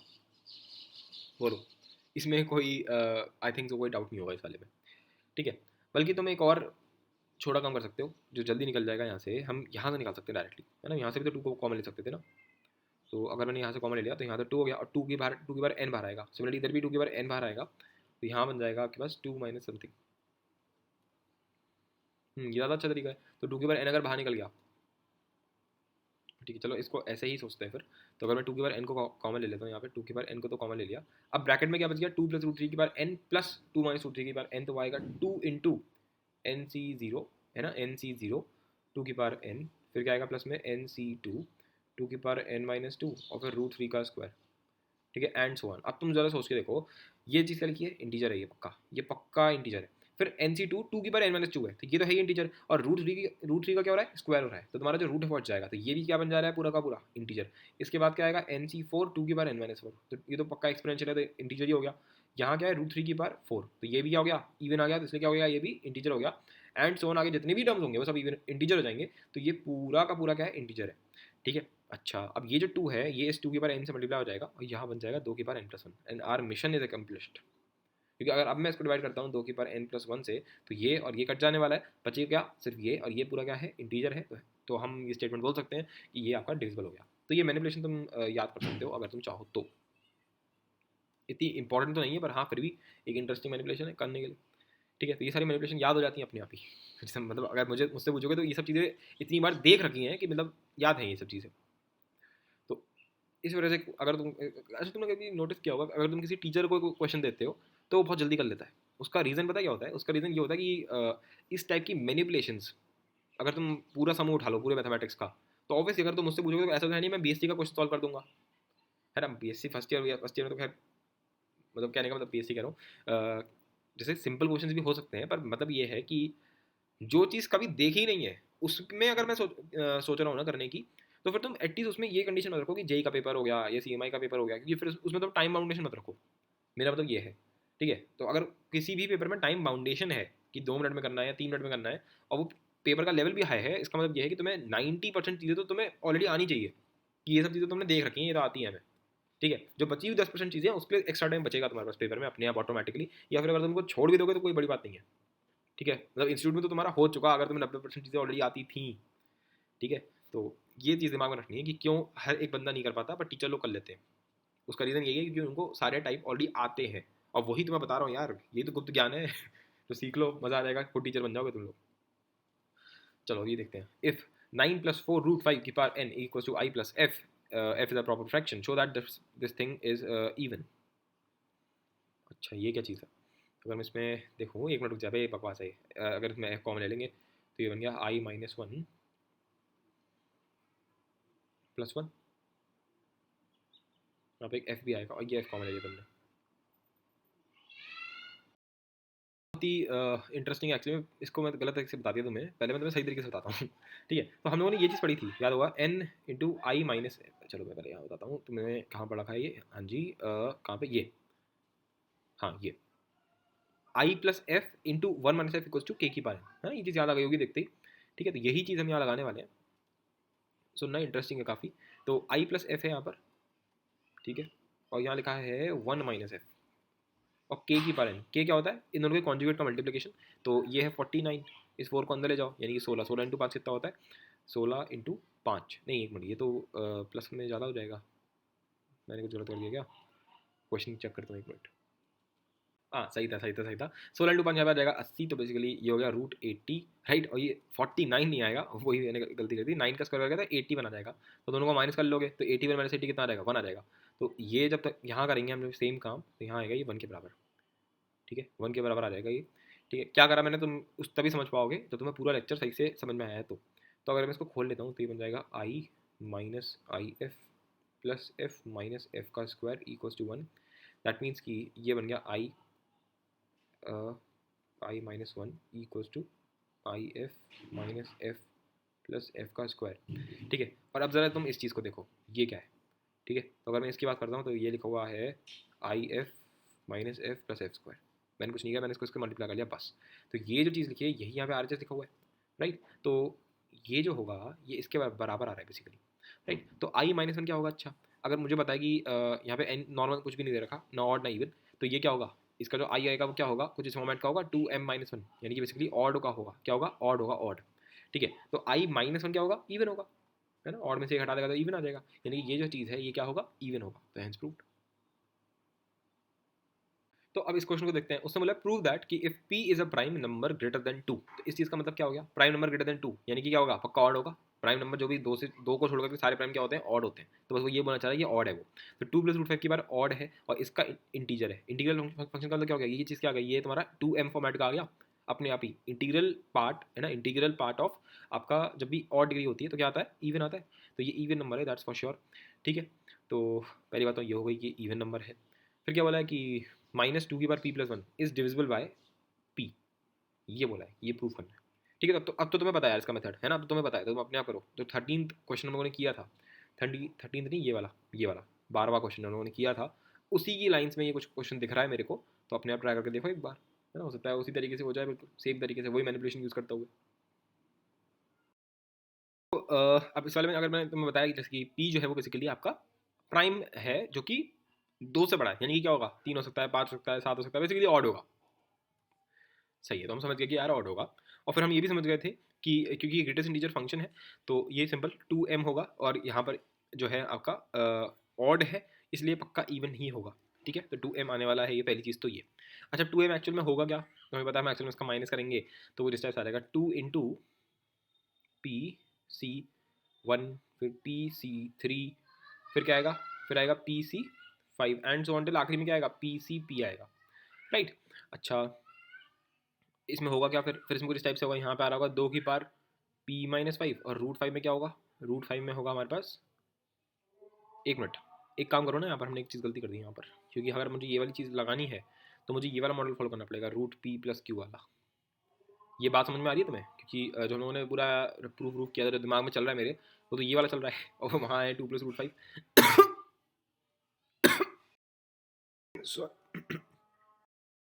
हाँ, तो हमारे पास है √p + q, एक मिनट, कहाँ गया यार? हाँ, तो इसको हम बस इस तरह से लिख देंगे ऐसे करके, √5 + 2। चलो मैं तुम्हें दिखा देता हूँ, यहाँ लिखा है √5 + 2 की पावर p। ठीक है, और फिर ऑब्वियसली हम इसका कॉन्जुगेट सोचेंगे, √5 - 2 की पावर p। अब क्योंकि ये p जो है वो ऑड है तो हम यहाँ माइनस कर देंगे, जो माइनस कर दोगे तो क्या आएगा? 2m आएगा यहाँ पर, है ना, इवन आने वाला है। अच्छा ये 2m क्या होगा, ये कुछ इस टाइप से होगा 2 टाइम्स PC1, और यहाँ पे आएगा PC1 के चक्कर में यहाँ पे क्या आएगा √5 की पावर P-1। अब क्योंकि P ऑड है तो P-1 ये क्या हो जाएगा, इवन हो जाएगा। ये सब हम लोग ऑलरेडी कर चुके हैं, ठीक है। फिर क्या आएगा, फिर आएगा PC, एक मिनट क्या आएगा फिर PC3, और वो हो जाएगा √5, ठीक है ना, √5 और √5 P-3, और यहाँ हो जाएगा 2 का क्यूब, और फिर सबसे आखिरी में आएगा अपने पास PCP, और यहाँ लिखा होगा 2 की पावर P, राइट। ये हमारा पूरा आने वाला है, ठीक है, परफेक्ट। तो 2m, अब ये जो चीज़ है, ये जो उसने बोला ना ग्रेटेस्ट इंटीजर फंक्शन, यही एक्चुअल में क्या है, ये एक्चुअल में क्या है, यही एक्चुअल में ये 2m है, राइट। तो अगर मैं इस चीज़ को पूरा हटा दे रहा हूँ, ठीक है, तो ये जो ग्रेटेस्ट इंटीजर फंक्शन वाली बात है ये हमारे पास यहाँ लिखी हुई है, और इसमें से माइनस करा है इस चीज़ को, राइट। तो अब मैं यहाँ पे तुम्हें एक चीज़ दिखाता हूँ, देखो ये PCB तो 1 है अपना, तो यहाँ लिखा है सिंपल सा +2 की पावर P। अब ये जो 2 है, ये इसको अगर मैं अंदर मल्टीप्लाई कर लूँ तो हर एक टर्म से 2 को मल्टीप्लाई कर दो, तो ये हो जाएगा 2 इंटू PC1, ये हो जाएगा 2 इंटू PC3, फिर ऐसे जाएगा 2 इंटू PC5 वाला टर्म आ जाएगा, और ऐसे ही करते करते आखिरी में आ जाएगा 2 इंटू 2 की पावर P, यानी कि ये आ जाएगा 2 की पावर P+1। अब ये जो पूरा एक्सप्रेशन है इसमें उन्होंने बोला माइनस कर दो इसको, तो मैंने यहाँ माइनस कर दिया 2 की पावर P+1 को, है ना, इधर भी माइनस लगा दो, -2 की पावर P+1, ठीक है। तो ये तो मेरा LHS बन गया, ये बन गया मेरा पूरा का पूरा, राइट। तो ये किसके बराबर आ रहा है, ये और ये तुम्हारा कट गया, राइट। तो बचा क्या, ये तो हट गया, ठीक है। अब बचा क्या, तो तुमने पहले क्या लिया था, तुमने यहाँ पर एक्चुअली में PCP वाला टर्म ले लिया था यहाँ पर, तो अब इससे ठीक पहले वाला कौन सा होगा, PCP -2 वाला, ठीक है, कि हम लोग ऑड वाला ही लेंगे सिर्फ PCP -2 वाला, क्योंकि -1 वाला तो अपना क्या बन जाएगा, इवन बन जाएगा, सही है, तो इसलिए हम इसमें इंक्लूड नहीं करेंगे। तो PCP -2, और फिर यहाँ पे क्या आएगा √5 की पावर P-2 यानी कि इसका स्क्वायर, और यहाँ आएगा 2 की पावर P-2, इस टाइप से आया होगा, ठीक है। तो इसका भी 2 से मल्टीप्लिकेशन हो रहा होगा क्योंकि हम लोगों ने सारे टर्म्स को 2 से मल्टीप्लाई किया है। मुझसे बोला गया ये जो चीज़ आई है, ये P से डिवाइड हो जाएगी, तो देखते हैं कैसे। इसको मैं थोड़ा साफ सुथरे तरीके से लिख लेता हूँ और फिर तुम्हें दिखाता हूँ कि कैसे ये भी P से डिवाइड हो जाएगी। हाँ जी, तो ये ऐसा लगेगा देखने में। अब जरा इसको ध्यान से देखना, हमसे बोला गया कि P से डिवाइड हो सकती है, तो मैं अगर P को कॉमन ले लूँ तो मज़ा आ जाएगा। तो कैसे लिया जाएगा इसको, सोचो PC1 जो है वो कितना होता है, वो होता है P, है ना, सिंपल P, अच्छा वो P होगा सिंपल सा, तो P इंटू, अब ये जो चीज़ है इसका ये तो सिंपल सा कांस्टेंट है, तो इसको मान लेते हैं कांस्टेंट को बोलते हैं मान लो A1, ठीक है। अब इधर आ जाओ, यहाँ लिखा है PC3, तो PC3 कितना होता है भाई, P-1 P-2 divided by 3 factorial. हमें इन सब चीज़ों से मतलब नहीं है, हमें सिर्फ अपना P मतलब, हमें सिर्फ और सिर्फ P से मतलब है, बाकी सब तो बेकार की चीज़ें हमारे लिए, राइट। तो मैंने क्या लिख दिया, ये भी वैल्यू क्या बन गया, ये वैल्यू क्या बन गया P इंटू A2, क्योंकि बाकी सब ये भी कांस्टेंट है आपका, और वो जो बचा हुआ है वो P-1 P-2 3 फैक्टोरियल सब कांस्टेंट है मेरे लिए सिर्फ P चाहिए मेरे को। सिमिलरली अगर मैं इसके आगे वाले टर्म्स देखूंगा सब में से मेरे को P मिल जाएगा, ठीक है। इनफैक्ट सबसे आखिरी वाला भी होगा PCP-2, ये भी क्या होगा P, है ना, इंटू P-1, ऐसे ही बहुत बार खुलेगा, कहाँ तक खुलेगा ये P-2 तक खुलेगा, डिवाइडेड बाय P-2 का फैक्टोरियल, राइट। बल्कि इनफैक्ट अगर तुम चाहो तो PCP-2 ये बराबर होता है किसके, PC2 के, राइट। तो ये मैंने क्या करा, हाँ सही है, कोई दिक्कत नहीं है। तो ये ऐसे कुछ तो रहेगा, पर हमें उससे मतलब नहीं, हमें मतलब सिर्फ ऐसा था कि हमें हर टर्म से P मिल जाएगा, हमें हर टर्म से P मिल जाएगा, तो मैं बस सिंपल अपना जो, बल्कि 2 को भी छोड़ो, मैं अपना सिंपल P कॉमन ले लूँगा इस पूरे में से, तो मैंने इस P को कॉमन ले लिया, और बाकी जो ये बच गया ये 2, फिर ये A1 प्लस A2 प्लस ऐसे करते करते जितने भी कॉन्स्टेंट आए हैं इन सबको मान के A कॉन्स्टेंट मान लिया लेमडा, सिंपल। तो ये बन गया P इंटू लेमडा, और यहाँ पे लेमडा तुम्हारा क्या है, पक्का इंटीजर, पक्का इंटीजर है, इसमें कोई डाउट नहीं है, ठीक है। तो अगर अब मैं इस पूरे एक्सप्रेशन को डिवाइड कर दूँ P से, तो P और P कट जाएगा, एक इंटीजर बचेगा, और तो हम ये बिल्कुल बोल पाएंगे कि ये जो चीज़ है ये बराबर है P लेमडा से, and P lambda is definitely divisible by P। It is just like कि 3 इंटू 6 लिखा है तुम्हारे सामने, मतलब कि 18, तो क्या 18 3 से डिवाइड हो जाता है, बिल्कुल हो जाता है भाई, 3 6 18 होता है ना। तो इसका अंदर क्या होता है, तुम 3 को 18 से डिवाइड करते हो तो 6 बचता है, 6 इज व्हाट, इंटीजर, राइट। बस वही मतलब है, और कुछ थोड़ा है। तो ये हो गया देखो 15 वाला। तो हमसे बोला गया कि इफ़, ये कुछ डबल ब्रैकेट बना दिया इन्होंने x के अंदर, और बोला कि ये रिप्रेजेंट करता है least integer greater than x। इसका क्या मतलब है, फॉर एग्जाम्पल 7.2 लिखा हुआ है, तो 7.5 का अगर मैं ग्रेटेस्ट इंटीजर फंक्शन लेता हूँ तो मेरे को मिलता है 7। तो 7 जो है वो ग्रेटेस्ट इंटीजर है, वो ग्रेटेस्ट इंटीजर है 7.2 से छोटा। 7.2 से छोटा इंटीजर कौन सा होगा, 7, जो सबसे बड़ा है, राइट। और ये जो चीज़ इन्होंने बोली है ये क्या है, ये है कि 7.2 के बाद सबसे छोटा इंटीजर कौन सा है, इसके तुरंत बाद कौन सा आएगा, 8 आएगा, और इससे ठीक पहले कौन सा आएगा, 7 आएगा। तो इसको हम क्या बोलते हैं, GIF। और इसको इन्होंने नया डिफाइन किया क्या, ये कुछ इस तरीके से दिखाने की कोशिश है इनकी। तो नेट नेट बात जो निकली, जो नेट बात निकली वो ये हुई कि अगर तुम्हें ये चीज़ निकालनी है जो मैं लॉजिक से भी बता सकता हूँ, तो तुम पहले मतलब यहाँ लिखा है एक्स, ठीक है, तो इस एक्स का पहले GIF निकाल लो। देखो ना तुमने क्या करा, तुमने बेसिकली GIF निकाल लो इसका 7 का, और उसमें एक जोड़ दो, सिंपल। यही तो कर रहे हो अल्टीमेटली, राइट। तो यहाँ पे ये जो चीज़ दे रखी है, इसमें मैं ये बोलूँगा कि prove that this particular thing, यहाँ बोलूँगा पहले इसका GIF ले लो, किसका, इसका, ये √3 + 1 की पावर 2n ये दे रखा है, और यहाँ पे +1। अब तुम्हें ये चीज़ कहीं देखी हुई लग रही है, ठीक है, ये हमने ऊपर ऑलरेडी कर रखा है, ये रहा, ये हमने ऑलरेडी प्रूव कर रखा है इस डिविजल बाय 2n+1। पर एक नया क्वेश्चन की तरह तुम्हें लग सकता है, तो मैंने यहाँ पे लिख के तुम्हें दे दिया है, ठीक है, कि एक यूनिक तरीका है बोलने का सेम चीज़ को। यार इनफैक्ट तुम चाहो तो इसको एक अच्छे से तुम याद भी रख सकते हो, इस वाली चीज़ को, ये एज अ नोटेशन याद ना रखो, इसको एज अ थिंग याद करो पूरे को एक साथ, ठीक है, कि कैसे वो तुम्हें GIF डायरेक्टली ना दे करके GIF ही पूछ लेगा, ठीक है। उसने देखो तुम देख पा रहे होगे पूरे क्वेश्चन में कहीं पर भी उसने GIF का ना तो नाम लिया है, ना कहीं पे उसने साइन बनाया है उसका। अच्छा, इससे कन्फ्यूज मत हो ना ये कर्ली ब्रैकेट्स के साथ, क्योंकि कर्ली ब्रैकेट इसने बना दिया ना उसने, और उसने दिया भी नहीं कि कर्ली ब्रैकेट का मतलब क्या है, या तो यहाँ पे देता साइड में कि बेटा इनका मतलब क्या है, इनका मतलब है फ्रैक्शनल पार्ट फंक्शन, ऐसा उसने कहीं पे भी नहीं दिया है, इसका मतलब इनका कोई नीड ही नहीं था, ठीक है। तो ऐसा भी हो सकता है कई बार तुम्हारे साथ। चलो खैर, एनीवेज, तो ये तो आई होप से समझ में आ गया होगा। तो हमारा यहाँ पर I+F एनालिसिस जो है वो मेरा यहाँ पर कंप्लीट हो गया है।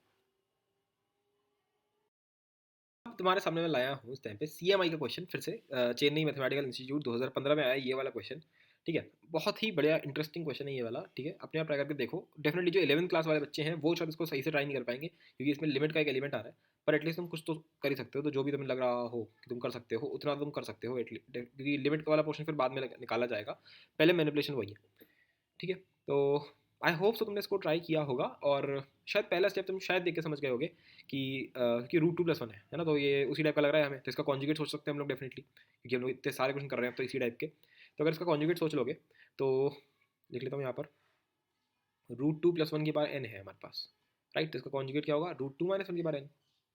बोलो, ये बात तो सच है, ठीक है। तो यहाँ क्या आएगा, यहाँ आएगा NC0 √2 की पावर n, ठीक है। फिर क्या आएगा प्लस में NC1 √2 की पावर n-1, ठीक है। फिर क्या आएगा NC2 √2 की power n-2 and so on, ये आखिरी तक जाएगा, ठीक है। सिमिलरली इधर क्या होगा, इधर होगा NC0 √2 की पावर n, फिर क्या आएगा माइनस में NC1 √2 की पावर n-1, फिर प्लस में NC2 √2 की पावर n-2, ठीक है, एंड सो ऑन। आखिरी में क्या आ रहा होगा यहाँ पर, कहीं ना कुछ ऐसा आ रहा होगा NCN, बस यहाँ पे क्या आ रहा होगा NCN। और ये प्लस माइनस का हम कुछ कह नहीं सकते, क्योंकि हमसे हमें ये नहीं बताया गया है कि n हमारा ऑड है या इवन है, राइट। चलो इतना आ गया।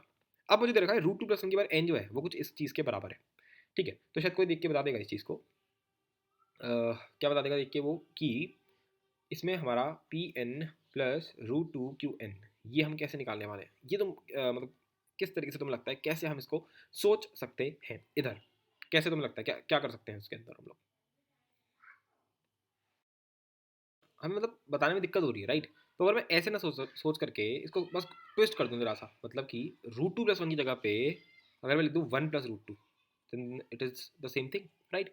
इनफैक्ट तो मैं ये चीज़ यहाँ से भी ट्राई कर सकती है कि हमें दे रखा है for every natural number n, और जब हम लोगों ने ये वाली टाइप पढ़ी थी, कौन सी वाली, ये वाली P+√Q वाली, यानी इसके हिसाब से आना चाहिए 1+√2 के पार n।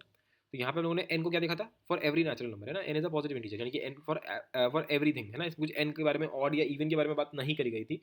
तो यहाँ से भी तुम हिट ले सकते थे कि हम इसको कैसे घुमा के ले सकते हैं, तो मैंने इसको घुमा दिया। इनफैक्ट मैं यहाँ पे लिख लेता हूँ पहले, ठीक है, मैं लिख के रख लेता हूँ। तो मैंने यहाँ पे ऑलरेडी लिख के रख लिया है तुम्हारे लिए, ये लो, ठीक है। तो अगर अब मैं इस पे अगर मैं फोकस करता हूँ, तो मैंने क्या करा, मैंने सिंपल √2+1 को स्विच करके ऐसे लिख दिया। अब इसका बेनिफिट क्या मिला, इसका बहुत बड़ा बेनिफिट मिल गया, देखो यहाँ पर ये ऐसे लिखते हैं हमने NC0 प्लस NC1 √2, फिर NC2 √2 का स्क्वायर, NC3 √2 का क्यूब एंड सो ऑन, ठीक है। फिर 1 - √2 के बारे में उसको मैंने ऐसे लिख दिया है ऑल्टरनेटिव प्लस माइनस के साथ, राइट। तो शायद तुम्हें साफ साफ दिख रहा होगा कि जो √2 वाला एलिमेंट है वो सिर्फ और सिर्फ ऑड टर्म्स के अंदर है, ठीक है। क्योंकि जो ये है आपका NC2 √2 का स्क्वायर, ये क्या बनने वाला है आगे जाके NC2 × 2, क्योंकि √2 का स्क्वायर नहीं बचा ये ना, अब तो ये 2 बन गया सिंपल सा, राइट। ये तो सिंपल सा इंटीजर बन गया।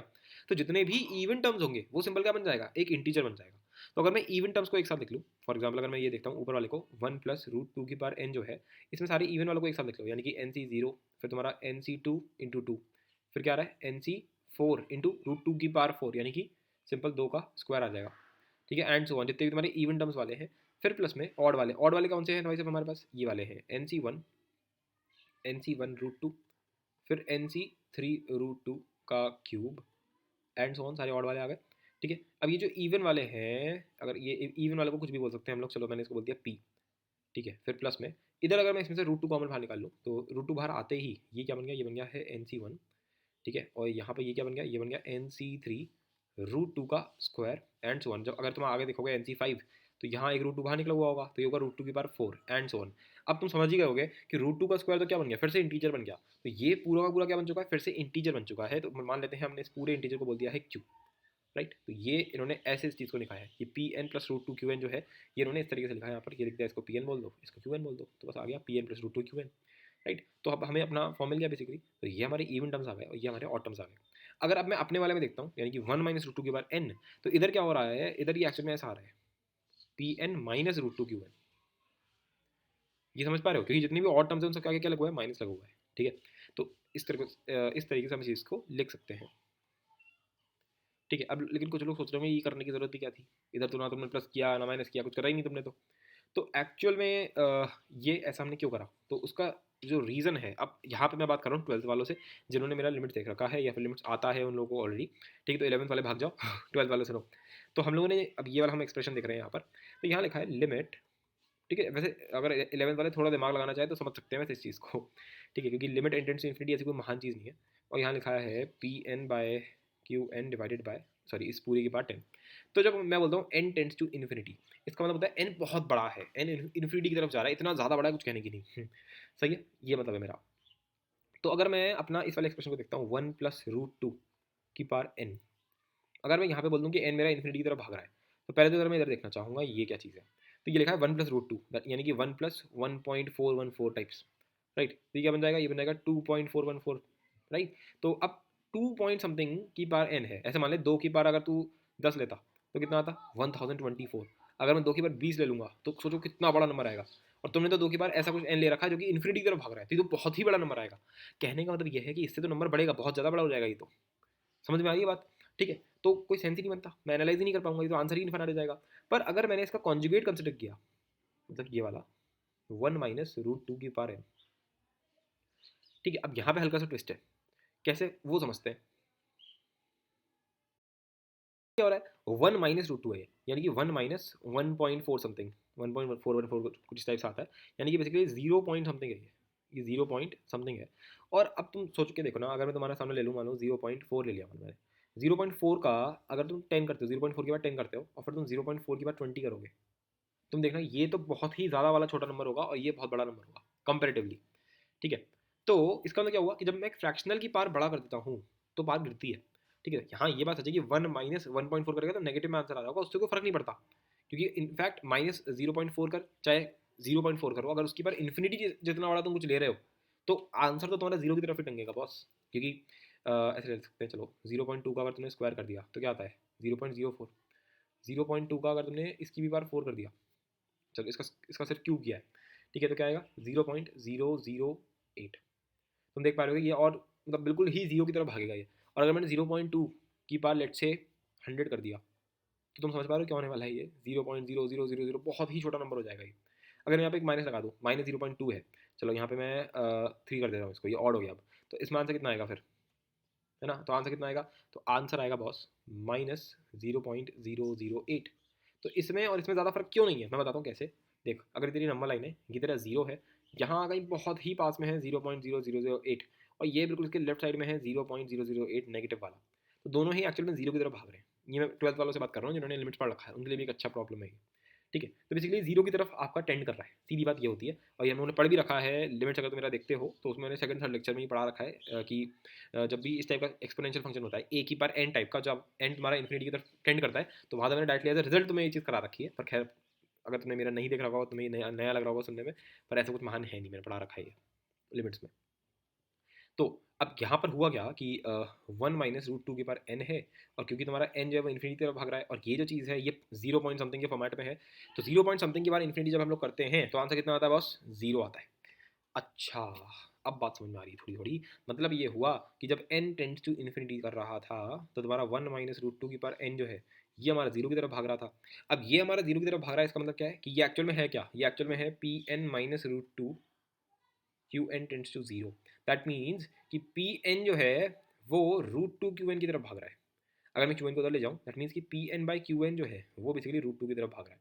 तो when N tends to infinity, अब इसका मतलब क्या हुआ, ये जो तुम्हारे सामने लिमिट लिखते हैं ना लोग, इसका मतलब क्या होता है जब एन टेंड्स टू इन्फिनिटी है तो P N by Q N जो है वो बेसिकली किसकी तरफ भाग रहा है, रूट टू की तरफ भाग रहा है। तो इसकी पार अगर मैं 10 कर दूंगा तो वो किसकी तरफ भागेगा, उसकी पार 10 तक भागेगा, simple. Right, that means what कि इस जगह में क्या डालने वाला हूँ, सिंपल रूट टू। ठीक है, तो आंसर कितना आ जाएगा बॉस, ये तो कांस्टेंट हो गया, तो हटा दो लिमिट को। रूट टू की पार 10 कितना होता है, 2 की पार 5 यानी कि 32, दैट इज द आंसर। ठीक है, अब brilliant question by C M I 2015।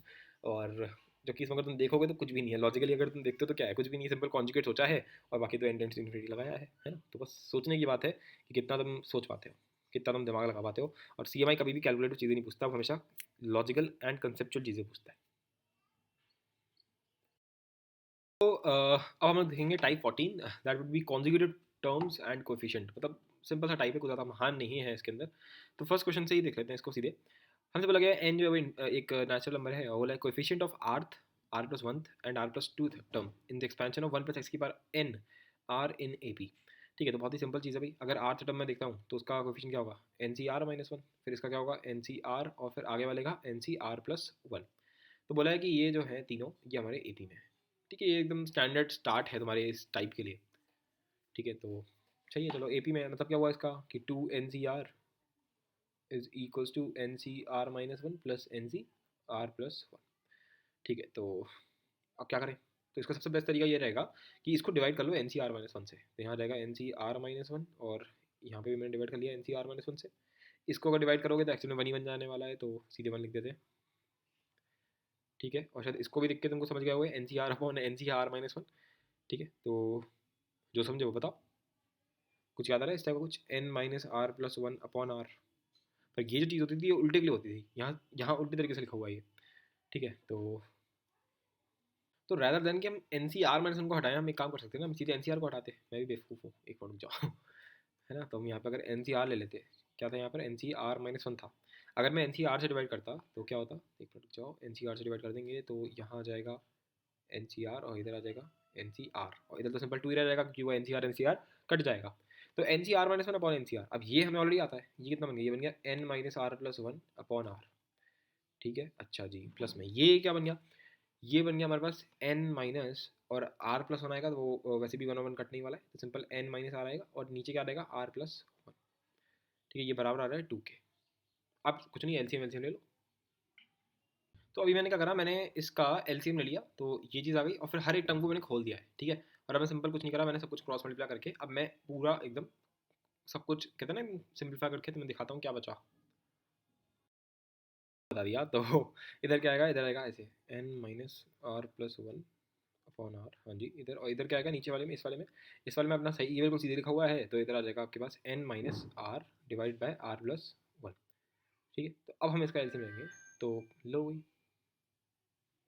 तो अब एलसीएम कैसे लेंगे, कुछ नहीं, सिंपल ऐसे कर लें, यहाँ पर R plus one into N minus are plus one, इधर आ जाएगा R into R plus one, फिर यहाँ आ जाएगा प्लस में N minus R into N minus are plus one, फिर ये जो है इसको इधर ले जाओ, इसको दो से मल्टीप्लाई कर लो। ठीक है, तो मैं पहले पूरा कर लेता हूँ अपने आप ही, है ना, क्योंकि सिंपल क्रॉस मल्टीप्लिकेशन है तो मैं सीधे करके दिखा देता हूँ। क्या कर दोगे तो ये तुम्हारे सामने आ जाएगा। ठीक है, अब जरा तुम इतने पोर्शन को जरा तुम ध्यान से देखो तो तुम्हें कुछ दिखेगा यहाँ पर, ये लिखा है सिंपल सा एन का होल स्क्वायर, फिर ये फोर आर है यानी कि लिखा है टू आर, इसका स्क्वायर लिखा हुआ है यहाँ पर। ठीक है, और ये तुम देख पा रहे हो कि लिखा है two into two R into N. ठीक है, बाकी इसको ले छोड़ो, एन प्लस टू। ठीक है, ये क्या बन गया, ये तुम्हारे पास बन गया एन माइनस टू आर इस पूरे का होल स्क्वायर, जो कि बराबर है एन प्लस टू के। ठीक है, अब क्या करें बोलो। तो अब कुछ करना नहीं है, मुझे लग रहा है मैंने क्वेश्चन पूरा लिखा नहीं है। क्वेश्चन ये है कि अगर n बिलोंग्स टू मतलब इंटीजर है, और अगर ये दे रखा है इफ़ ये सब दे रखा है, तब वो रिलेशन फाइंड करना था, और वो रिलेशन हम लोगों ने फाइंड कर लिया है, रिलेशन ये रहा। ठीक है, तो आई होप सो ये समझ में आ गई होगी, इसमें तो कुछ महान तो हमने किया भी नहीं है, सिंपल डिवीजन किया है। अब ये देखते हैं a b c d be any 4 consecutive coefficients in the expansion of 1 plus x की पावर एन। तो कुछ नहीं, ये तो बहुत ही सिंपल है। एक ले लेते हैं एन सी आर, दूसरा ले लेते हैं n C R plus one. ठीक है, एक चाहे तो इसका पहला वाला ले सकते हैं n C R minus one. तीन तो चलो आएगा, एक बड़ा लेना पड़ेगा, चलो n C R plus two. सही है, तो ए बी सी डी। तुम चाहो तो इसको ए बोल दो, इसको बी बोल दो, इसको सी बोल दो, और इसके आगे वाला एक और ले लो n C R plus three, उसको डी बोल दो, कोई फ़र्क नहीं पड़ता किसी को भी। ठीक है, पर कैलकुलेशन वही रहने वाली है, सेम टू सेम, तो कोई सेंस नहीं बनता। अभी तो मैं दिखाऊंगा, फॉर्मूले सारे वही हैं। अल्टीमेटली करना क्या है, एक ए प्लस बी निकालना है, एक सी प्लस डी निकालना है, एंड बी प्लस सी निकालना है। तो एक बार ए प्लस बी करना है, फिर बी प्लस सी करना है, एंड फिर सी प्लस डी करना है। ठीक है, तो ए प्लस बी कितना है ना, ए प्लस बी कितना है, N C R minus one plus N C r. ठीक है, तो ये क्या बन गया, ये बन गया अपना सिंपल एन सी आर है और n C R minus one है, दोनों में एक का डिफरेंस है, तो एन प्लस वन तो हो ही गया, और जो बड़ा वाला है वो ले लो एन प्लस वन सी आर। ये तो हम लोग कर चुके हैं बहुत बार। बी प्लस सी कितना होगा, फिर से वही एक बार एन प्लस वन कर दो, और नीचे में जो बड़ा है यानी कि आर प्लस वन, फिर सी प्लस डी। ये क्या होगा, ये होगा एन प्लस वन सी, है ना। इन दोनों में बड़ा कौन सा है, आर प्लस टू, तो आर प्लस टू। हमसे बोला क्या गया, हमसे बोला गया a upon a plus b निकालना। तो a upon a plus b क्या होगा, a upon a plus b. ठीक है, यानी कि इसमें अपॉन, ठीक है, तो basically a upon a plus b. अब ए क्या चीज़ है, तो ए है N C R minus one, and a plus b क्या है मेरा, ए प्लस बी आया मेरे पास एन प्लस वन सी आर। ठीक है, अब यार इनका तो मैं कोई कंपैरिजन कर ही नहीं सकता। क्यों नहीं कर सकता, क्योंकि यहाँ पर एन है और यहाँ पर एन प्लस वन है, तो इसका एक तो ये पहले डिग्री कम करो, तो यहाँ तो चलो सही है N C R minus one. नीचे अगर मैं करता हूँ तो मैं एन और आर को बाहर निकाल लेता हूँ, मतलब n plus one upon r को बाहर निकाल ले, तो ये क्या बन गया, ये बन गया N C R minus one, and thankfully ये और ये कट गया। ठीक है, तो ये और ये अगर कट गया तो क्या बचा हमारे पास, r upon n plus one. ठीक है, वेट सेकंड, ये क्या हुआ,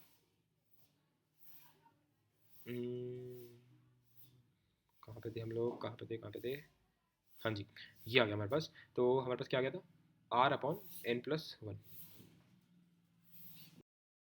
तुम समझ ही गए होगे कि जब मैं इसकी बात करूँगा, यानी कि एक मिनट, बी नहीं, क्या है यहाँ पर, सी अपॉन सी प्लस डी, सी अपॉन सी प्लस डी। ये कितना आएगा, सी अपॉन सी प्लस डी, यानी कि ये वाला, तो इसमें तो आर प्लस टू आ रहा है सी प्लस डी में, तो इधर क्या आएगा, इधर आएगा r plus two upon n plus one, क्योंकि डिग्री तो सेम ही है, तो एन प्लस वन ही रहने वाला है। फिर हम निकाल सकते हैं b upon b plus c, इधर क्या आएगा, इधर आएगा r plus one upon n plus one, है ना। पैटर्न फॉलो कर लो, सिंपल सा। ठीक है, now it is quite evident कि अगर मैं इन दोनों को जोड़ता हूँ तो इसका डबल हो रहा है, सिंपल सा। सही है, अगर मैं इन दोनों को जोड़ दूंगा तो क्या आएगा, two r plus two divided by n plus one, और अगर उसका डबल करता हूँ तब भी यही आएगा, तो हैंस प्रूव्ड, है ना, ए हमारा प्रूव हो गया, है ना। और इनफैक्ट अगर तुम ए वाले को देखते हो तो तुम्हें एक और चीज़ समझ में आ जाएगी कि ये एक्चुअल में एपी वाली ने रिजल्ट फॉलो कर दिया है। कि जब हम एपी में क्या बोलते थे कि अगर ए प्लस बी जो है वो बराबर है मान लो टू सी के, इसका मतलब क्या हो गया कि ए सी और बी क्या हो गए, ए पी के अंदर हो गए। ठीक है, यहाँ पर भी ये हो रहा है, देखो ये तुम्हारा ए है, ये तुम्हारा बी है, और ये तुम्हारा क्या है, टू सी है। ठीक है, दैट मीन्स कि ए सी एंड बी ये किस में है, ये हमारे ए पी में है। ठीक है जी, तो that means what, that means कि a upon a plus b upon b plus c upon c plus d, ये क्या है, ये हमारे ए पी में। ठीक है, अब ये जो इनइक्वालिटी है ना एक्चुअल में ये तो मैं कैसे बताऊंगा यार, अभी ये इनफैक्ट मैंने गलत डाल दी, यहाँ नहीं डालनी चाहिए थी, ये actually A M G M से निकलेगी फंक्शन में, उसमें तो मैं बताऊंगा ये फिर से मैं। A M G M inequality, तो वहाँ पे हम लोग ये देखेंगे कि किसी का अगर तुम ए एम निकालो और जी एम निकालो, तो A M is greater than G M, ये ऐसा आता है। ठीक है, तो अब ए एम क्या होगा, अगर मैं देखता हूँ इन दोनों का, अगर मैं ए एम निकालूँ, इस चीज़ का अगर मैं ए एम निकालता हूँ तो क्या आएगा, वैसे आएगा ना, a upon a plus b plus c upon c plus d divided by two. ये तो करते थे, और ये चीज़ जो है ये किसके बराबर आएगी, ये बराबर आएगी b upon b plus c के। तो मैं सीधे लिख दे रहा हूँ b upon b plus c, यहाँ मैं लिख दिया b upon b plus c is greater than. ठीक है, ये किसके बराबर आता है, जी एम किसके बराबर आता है, जी एम आता है आपका, शायद आप जानते ही हो गए क्या, बार बार क्या समझाना है, इन दोनों का स्क्वायर रूट, यानी कि a upon a plus b, ठीक है, फिर सी अपॉन सी प्लस डी, ठीक है, इस पूरे का स्क्वायर रूट, है ना, इस पूरे का स्क्वायर रूट, राइट। ये हमारा जी एम होता है, पर हम स्क्वायर रूट को हटा सकते हैं, तो ये स्क्वायर रूट हटेगा और इधर आ जाएगा हमारे पास स्क्वायर, सिंपल, क्योंकि सब कुछ पॉजिटिव है, तो हमारी बात एकदम सेट बैठ रही है। सही है, सब कुछ सेट है एकदम, ये हमारा बैठ जाएगा। जहाँ पे दे रखा है कि x is greater than zero, ये देना बहुत ज़रूरी है, तभी सारा काम बनेगा। क्यों बनेगा वो सब हम ए एम जी एम में ही जान पाएंगे, अभी तो जानना पॉसिबल नहीं है। ठीक है, बस अभी के लिए तुम ये जान सकते हो कि a upon a plus B, और आपका ये वाली चीज़ हमारी क्या आ जाती है, ए पी में आ जाती है। अच्छा, a upon a plus b upon b plus c upon c plus d, it's quite simple to imagine right. ये मतलब क्या है, ये ए है, ये बी है, ये सी है, और ये लेट्स से डी है। तो ए प्लस बी यानी कि इन दोनों का सम है ना, इन दोनों का सम। फिर बी प्लस सी यानी कि इन दोनों का सम, एंड सी प्लस डी यानी कि इन दोनों का सम। ठीक है, तो ये ऐसे हो रहा है, यहाँ लिख देते हैं a plus b plus c plus d. तो ये देखो, ठीक है, तो कुछ ना कुछ पैटर्न था, तो वो ये रहा, a upon a plus b upon b plus c upon c plus d. चलो खैर, इसमें ऐसा कुछ महान इंटरेस्टिंग नहीं है ऐसा जो मुझे मज़ा आ रहा हो पढ़ाने में, काइंड ऑफ बोरिंग सही है। तो इसमें क्या है बस, if second third fourth term, अब इस बार टर्म आ गया, पहले कोफिशिएंट चल रहा था, टर्म आ गया, इन एक्स प्लस वाई की बार होल की बार एन जो है r this then x y n r what. ये जो चीज़ है ये हमने इसको ऐसे लिख लिया है, यही इन्फॉर्मेशन लिखी हुई है, और कुछ थोड़ी है, कुछ नहीं करना है, बस इसका इसको रेशियो ले लो और फिर इन दोनों का रेशियो ले लो। मतलब अगर मैं पहले दो का ले लूँ, तो एन सी टू एक्स की power n minus two y का स्क्वायर है, इसको डिवाइड कर दो एन सी वन एक्स की power n minus one y. तो यहाँ क्या आ जाएगा, 720 डिवाइडेड बाई 240। ठीक है, सिमिलरली नीचे इसमें क्या आ जाएगा, अगर मैं इन दोनों को ले लूँगा तो आ जाएगा एन सी थ्री एक्स की power n minus three y का cube divided by n C two x की power n minus two y का स्क्वायर 1080 डिवाइडेड बाई 720। राइट, तो ये काइंड ऑफ बोरिंग क्वेश्चंस में आ जाएगा आपका। तो ठीक है, ये हटिया, एक्स की पावर एन माइनस वन है, ये है एक्स की पावर एन माइनस टू, यानी कि एक एक्स नीचे बच जाएगा उल्टा। और ठीक है, तो ये बेसिकली वाई अपॉन एक्स आ गया। ठीक है, तो अगर इस पूरे को मैं हटा दूँ यहाँ से, तो ये बन गया हमारे पास वाई अपॉन एक्स। और ये क्या है, बन गया आपका एन सी two upon N C one, basically n और एन है और यहाँ पे एक कम हो रहा है, तो याद आएगा n minus are plus one upon are. ठीक है, तो n minus are plus one. ठीक है, आर हम कौन सा लेंगे, बड़ा वाला। ठीक है, तो आर क्या था हमारा, टू है यहाँ पर, तो n minus two plus one upon two. ठीक है, जो कि बन गया N minus one upon two. ठीक है, तो इसको इधर ही ले जा रहे हैं, n minus one upon two है ना, तो n minus one upon two यानी इधर आ जाएगा two upon n minus one. ठीक है, ये थ्री आया यानी कि six upon n minus one हो गया, तो six upon n minus one. ये आ गया वाई अपॉन एक्स की वैल्यू, ये आ रही है। ओके, सिमिलरली इधर भी हो रहा है, वाई स्क्वायर ने इसका क्यू उड़ा दिया, फिर ये एक्स की बार एन माइनस थ्री ने ये उड़ा दिया आपका, फिर एन सी three upon N C two, ये क्या बन गया, ये फिर से वही चीज़ बन गई है ना, n n minus are plus one upon are. ठीक है, तो हम इस पूरी चीज़ को हटा देते हैं यहाँ से, और ये क्या बन गया 1020, यानी कि इधर आ गया वाई अपॉन एक्स। ठीक है, और वो जो बन गया था आपके पास n minus three plus one. ठीक है, तो n minus three plus one upon three यानी कि एन माइनस टू, और उधर क्या था, उधर था 1080 डिवाइडेड बाई क्या था यार, 720 था। ठीक है, तो ये कितना आएगा, अच्छा ठीक है, हाँ, तो ये हो जाएगा 9/2 एन माइनस टू। ठीक है, चलो, तो वाई अपॉन एक्स तुम देख सकते हो, ये भी वाई अपॉन एक्स, ये भी वाई अपॉन एक्स, तो ये वाली चीज़ जो है ये वो इस वाली चीज़ के साथ बराबर हो जाएगी, यानी कि आपका 6/n-1 जो है वो बराबर आ जाएगा 9/2 इंटू एन माइनस टू के साथ। तो अब तुम फिर से इसको सॉल्व कर सकते हो, सिंपल से आपकी लीनियर इक्वेशन बन गई है, ये इसके साथ जाकर मल्टीप्लाई कर लो, इसको इसके साथ मल्टीप्लाई कर लो, तो ये बन गया 12n-12, नहीं माइनस 12 नहीं, ये दो है, 2n-4 हो गया नहीं, तो 4 ये आ गया 24। ठीक है, यहाँ पे आ गया 9n-9। तो n की वैल्यू कितनी आ गई, n की वैल्यू आपकी कितनी आ गई, 12n-9 यानी कि 3n, 3n, फिर ये 24 माइनस 9 करेगा 15 हो गया, यानी कि 5 आ गया, तो n की वैल्यू कितनी आ गई, 5 आ गई।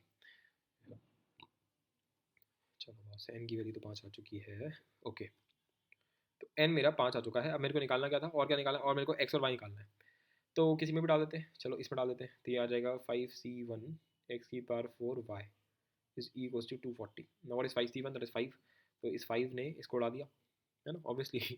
तो ये कितना हो गया, फोर ज़ा है ना, फोर ज़ा 20 40 48, 48 आ रहा है, एक्स की पावर 4y, ये हमारा 48 आ रहा है, 48 आ रहा है, मैं गलत तो नहीं कर दिया, क्योंकि कसम से प्योर कैलकुलेशन है, बोरिंग होगी। वो भी निकला था ना, y upon x equals to 6/n-1। ठीक है, तो अगर इसके अंदर अगर मैं डालता हूँ n इक्वल्स टू 5, तो यहाँ आ जाएगा 6/4 यानी कि 3/2, तो मेरा y जो है वो आ गया 3/2x, तो वो भी हम इसके अंदर डाल सकते हैं डायरेक्टली, तो जल्दी काम बन जाएगा। तो ये डाल देते हैं, छुट्टी करो, एक्स की पावर 5 बन गया, 3/2 जो है वो इधर आ गया, तो आ गया 2/3, इसने इसको उड़ा दिया, यहाँ कर दिया 16, 16 × 2 32, यानी कि 2 की पावर 5, कितना आ गया, 2 की पावर 5, तो एक्स की वैल्यू कितनी आ गई, 2 आ गई। अब वाई क्या था, वाई था 3/2x, तो यहाँ 2 डाल दो, तो वाई की वैल्यू कितनी आ गई, 3 आ गई। तो आंसर कितना आ गया बस, ये 2, ये 3 और ये 5, तो दैट इज द आंसर 235। ये वाला जो क्वेश्चन है एग्जैक्टली यही क्वेश्चन है, ठीक है, बिल्कुल सेम वही क्वेश्चन है। अगर तुम जल्दी से देखना चाहो तो मैं तुम्हें बस ये बता दूंगा, बाकी तुम्हें भी करने की जरूरत नहीं है, बहुत ही बोरिंग क्वेश्चन है ये, सिर्फ जेई मेंस में आते हैं। और मेरे हिसाब से अगर आए तो क्या कहो मतलब वो ये करना पड़ेगा, ये वाली बात है। तो यहाँ लिखा है if the coefficient of three consecutive terms in the binomial expansion of 1 plus x की power whole n in the ratio of 1:7:42। तो ऐसा मान सकते हैं ना, कॉन्जिक्यूटिव टर्म क्या, t r plus one, t r plus two, ठीक है, ये तीन कॉन्जिक्यूटिव टर्म्स होंगे, जैसे हम यहाँ पे दे रखा था सेकंड थर्ड फोर्थ, ऐसे यहाँ पे दे रखा है, ठीक है। तो इनका रेशियो में दे रखा है कि ये 1:7:42 के फॉर्मेट में दे रखे हैं तुमको।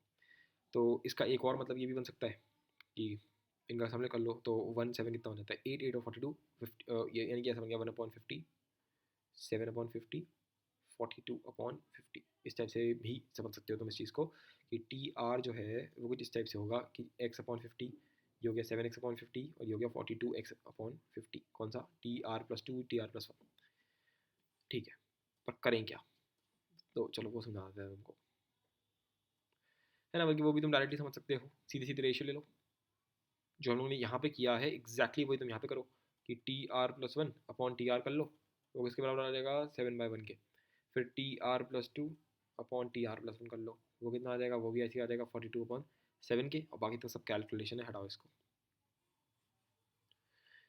अब क्या दे रखा है, fifth sixth seventh terms are in A P from 1 + x⁴n, तो n कितना होगा। तो ये तो बहुत ही सिंपल क्वेश्चन है ना, कि इट इज़ जस्ट लाइक कि 2t6 जो होगा वो बराबर होगा t5 + t7 के, ठीक है। तो अच्छा, पूरा पूरा टर्म ही हमारा एपी में है, ओके। तो यहाँ आ जाएगा NC5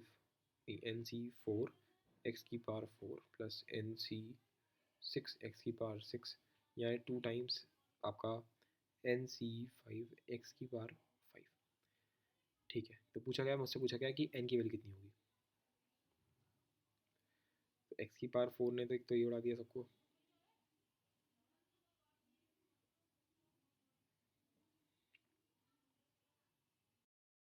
क्वेश्चन था, क्योंकि यहाँ तो ये क्वेश्चन तो करा रखा है हमने, फिफ्थ सिक्स सेवन टर्म्स के कोएफिशिएंट लिखे थे, यहाँ पे कोएफिशिएंट थे, मैंने टर्म्स वही मैं सोच रहा हूँ, टर्म्स तो हो ही नहीं सकते ना, कोएफिशिएंट ही होंगे। और वो हम लोगों ने कर रखा है, वो हमने यहाँ से कर रखा है, राइट। तो इसी मेथडोलॉजी से तुम ये वाला क्वेश्चन कर सकते हो। ये देखो, the coefficient of a⁻r−1 a⁻r+1 in this thing, ये भी बहुत सिंपल क्वेश्चन हो गया। a⁻r−1 यानी कि NCr−1, NCr और NCr+1, तो ये भी हम लोगों ने सेम क्वेश्चन कर रखा है, अलग अलग तरीके हैं सेम क्वेश्चन देने के। और तुम्हें याद भी होगा इसी टाइप का हमारा रिजल्ट आया था, बिल्कुल सेम ये रिजल्ट आया था बल्कि। अब जरा सेवन्थ क्वेश्चन देख लेते हैं, ये कुछ अलग टाइप का लग रहा है देखने में, देखें भाई इसमें क्या है। If a, b, c are the three consecutive coefficients in the expansion of the power of 1 plus x, prove that the index of the power is this। हो, ये तो कुछ अलग ही लग रहा है भाई सब। बोला वो मैं करता जा रहा हूँ, उसने बोला ए बी सी है और तीन कॉन्जिक्यूटिव कोएफिशिएंट्स दे रखे हैं 1 + x⁴n के। तो 1 + x⁴n में कॉन्जिक्यूटिव क्या होंगे, NCr, NCr+1, NCr+2, इसको ए बोल दो, इसको बी बोल दो, इसको सी बोल दो। अब बताओ और क्या करना है। तो अब जो जो इसने मुझे दिया है वो करते रहो, मैं तो सोच रहा हूँ, बताओ। 2ac बोला है उसने हमसे, b इंटू a+c बोला है, और ये b² - ac भी दिया है, ऐसा करके कुछ बोला है। तो हाँ ऐसे भी कर सकते हैं, पर ऐसी देर लगेगी काफ़ी, a+c करेंगे तो पता है एक्चुअल में अगर मैं देखता हूँ तो 1 + x⁴n है ना, तो हमें ये प्रूव करना है कि n जो है वो इसके बराबर है।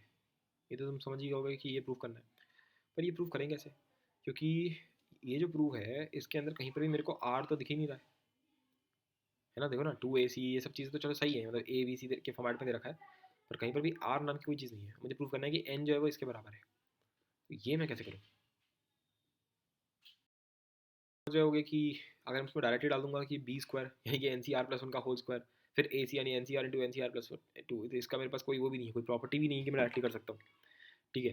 तो फिर तो फंस गए, क्या करना चाहिए फिर, वही करें जो आता है। क्या आता है हमें, हमें आता है, हम लोगों ने देख रखा है कि NCr को अगर इसे डिवाइड कर देंगे तो कुछ काम कर सकते हैं, यानी कि NCr+1/NCr, ये हमें निकालना आता है। ये फिलहाल b/a है, and similarly NCr+2 divided by NCr+1, ये भी हमें करना आता है C/b, है ना। ये कितना आएगा, ये आएगा आपके पास n - r+1/r, n minus are plus one था, तो इसलिए n minus r upon r plus one.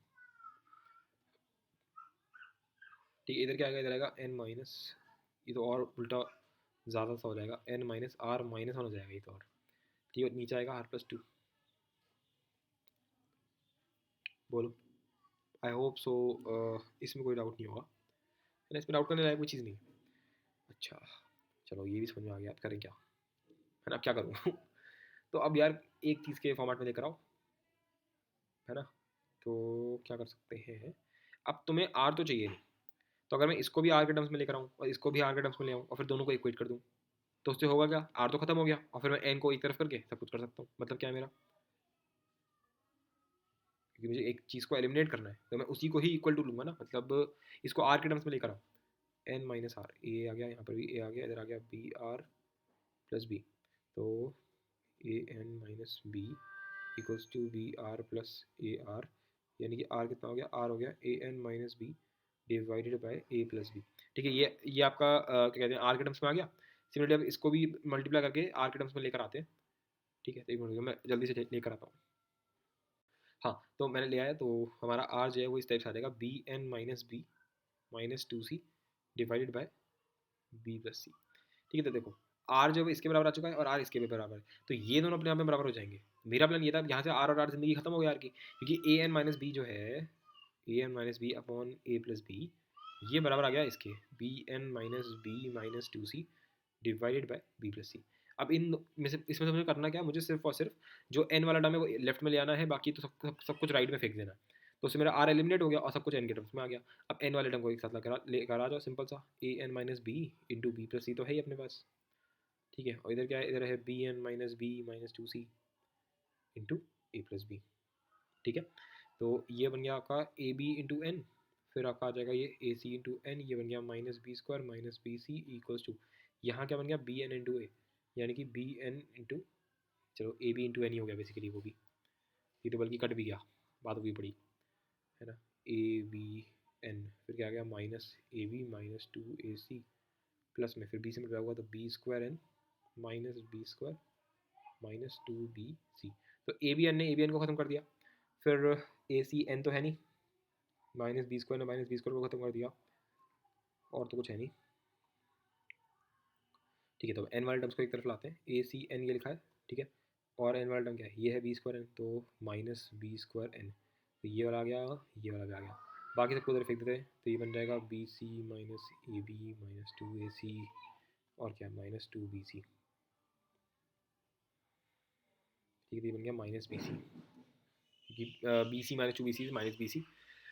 ठीक है, ओके परफेक्ट। अब एन कॉमन ले लेते हैं, तो एन कॉमन लेते ही ये क्या बन गया, इसको थोड़ा रीअरेंज कर लो, कि बेसिकली माइनस को कॉमन ले लो, तो ये बन जाएगा आपका क्या, two a c plus b common ले लोगे तो अंदर आ जाएगा ए प्लस सी, और उस नेगेटिव को नीचे छोड़ दिया, तो ये तो क्या था, ये था a c minus b square, तो नीचे नीचे आते आते क्या बन गया, ये b square minus a c, and you can just see कि हमने यहाँ पे प्रूव कर दिया इसको, प्रूफ्ड।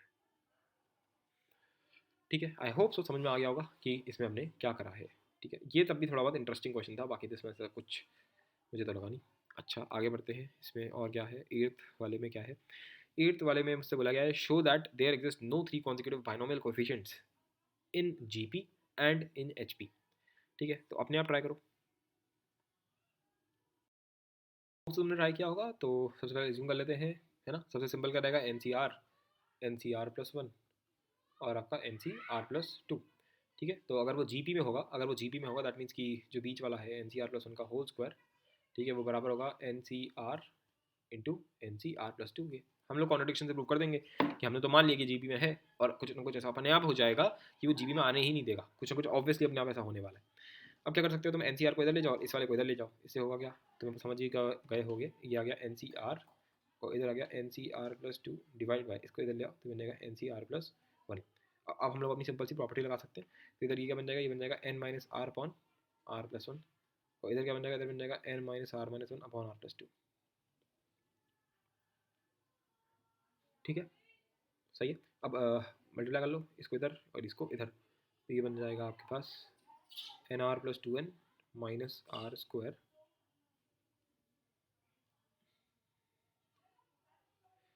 अब इसको मल्टीप्लाई कर लोगे तो एक मिनट, यहाँ क्या बन जाएगा, यहाँ बन जाएगा एन आर प्लस एन फिर माइनस आर स्क्वायर है ना, minus r square minus r फिर माइनस आर माइनस वन। ठीक है, minus r square minus r square cut गया और क्या कट गया बस माइनस आर ने इसका टू उड़ा दिया, एन आर खत्म हो गया, एन ने ये टू खत्म कर दिया, बस इतना ही खत्म हुआ। तो यहाँ क्या बच गया, यहाँ बच गया एन माइनस आर और इधर क्या बच चुका है, इधर ये सब तो खत्म हो गया, खत्म। इधर क्या बचा माइनस वन, तो माइनस वन। ओके, तो ये और ये भी खत्म हो गया। तो बेसिकली ये ऐसा आ गया n equals to minus one and that is not possible right, क्योंकि एन तो डेफिनेटली नेगेटिव नहीं हो सकता, तो बस इसलिए जीबी में नहीं हो सकता। ठीक है, मतलब अगर तुम्हें जीबी में लाना है तो तुम्हें एन को माइनस वन करना पड़ेगा and that is not possible in any particular universe. Second बार आते हैं एच पी वाले केस में, तो ये तो हमने प्रूव कर दिया कि भैया जी ये बिल्कुल भी पॉसिबल नहीं है। अब एच पी वाले आते हैं। एच पी वाला केस क्या सिंपल सा है, एच पी वाले में क्या होता है ना, ए पी का उल्टा टू अपॉन बीच वाला n C R plus one है ना equals to one upon N C R plus one upon N C R plus two है ना। ये तो आपका एच पी का मैंने सिंपल ए पी की तरह लिखा है इसको, क्योंकि मेरे को तो एच पी याद ही नहीं रहता मेरे को, तो मैं तो ए पी की तरह याद रखता हूँ इस चीज़ को। ठीक है, अब क्या करना है, तो भी काम कर सकते हैं हम इसको n C R plus one से दोनों तरफ मल्टीप्लाई कर सकते हैं, तो इधर टू आ जाएगा, इधर क्या आ जाएगा, इधर आ जाएगा n C R plus one upon N C R plus में इधर क्या आ जाएगा, इधर भी आ जाएगा n C R plus one upon N C R plus two. यानी कि इफ़ यू जस्ट सी ये वही चीज़ बन गई, यहाँ पे क्या गया, ये आ गया N minus r upon r plus one. ठीक है, और इधर उल्टे में हो गया, उल्टे में क्या हो गया N minus r minus one upon r plus two है ना। तो अब ये वही एलसीएम ले रहे होंगे इसमें भी कुछ, ठीक है, और फिर इसमें भी कुछ ना कुछ गलतियाँ हो रही होंगी। मैं एक बार जल्दी से इसको सॉल्व कर लेता हूँ, फिर देखता हूँ क्या गलती हो रही है। तो अगर तुम इसको सिंप्लीफाई करते हो तो ये ऐसा बन रहा है राइट, इसमें से मुझे साफ साफ दिख रहा है कि n square minus four n r plus four r square, ये क्या बन रहा है, ये आपका सिंपल बन रहा है एन माइनस टू आर का होल स्क्वायर। ये हम इस टाइप की चीज़ कर चुके हैं, इधर आ गया प्लस एन में equals to zero. All right, अब जरा समझो इस बात को, ये लिखा है एन माइनस टू आर का होल स्क्वायर राइट। अब ये जो एन माइनस टू आर का होल स्क्वायर, इनफैक्ट अगर कभी मैं ले रहा हूँ एक्स स्क्वायर, तो ये हम पक्का क्या बोलते हैं कि ये हमेशा greater than equals to zero होता है। ठीक है, तो ये जो चीज़ है ये क्या हो गया, greater than equals to zero right. अगर ये greater than equals to zero है तो फिर एन को क्या होना पड़ेगा, बोलो एन को क्या होना पड़ेगा, एन को या तो खुद जीरो होना पड़ेगा, क्योंकि अगर ये जीरो हो गया तो इसको भी जीरो होना पड़ेगा, तभी तो जीरो प्लस जीरो क्या होगा, जीरो होगा। अगर ये ग्रेटर देन जीरो हो गया, लेट्स से ये इसकी वैल्यू आ गई मान लो फाइव, तो फिर इसको क्या होना पड़ेगा, माइनस फाइव होना पड़ेगा and that is not possible. N जो है वो हमेशा क्या होता है, नेचुरल नंबर होता है, जीरो भी अलाउड नहीं है, n can not be zero.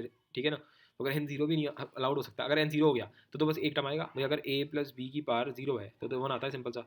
पर हमने तो ऑलरेडी तीन टर्म्स ले रखे हैं, कौन कौन से भाई, हम लोगों ने तीन कोएफिशिएंट लिए ना ये वाले, कि तीन को एक दो तीन, तो कुछ तो होगा नहीं होगा, तीन कॉन्सेक्यूटिव टर्म के लिए कम से कम ए प्लस बी का क्यूब तो करेगा नहीं करेगा तू।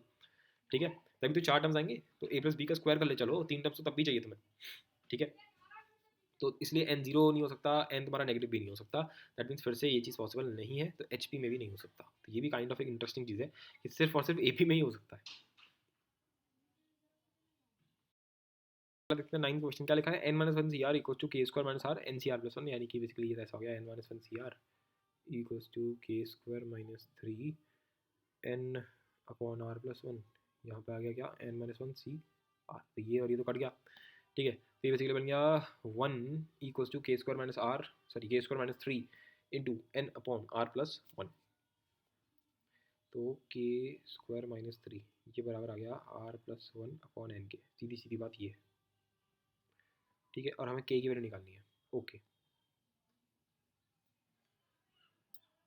अब यार अगर मुझे के की वैल्यू निकालनी है तो कैसे निकाली जाए, हमें इतना पता है कि जो आर होता है वो हमेशा एन से क्या रहता है, छोटा होता है या बराबर भी हो सकता है, और जीरो से तो डेफिनेटली बड़ा ही रहता है या बराबर भी हो सकता है।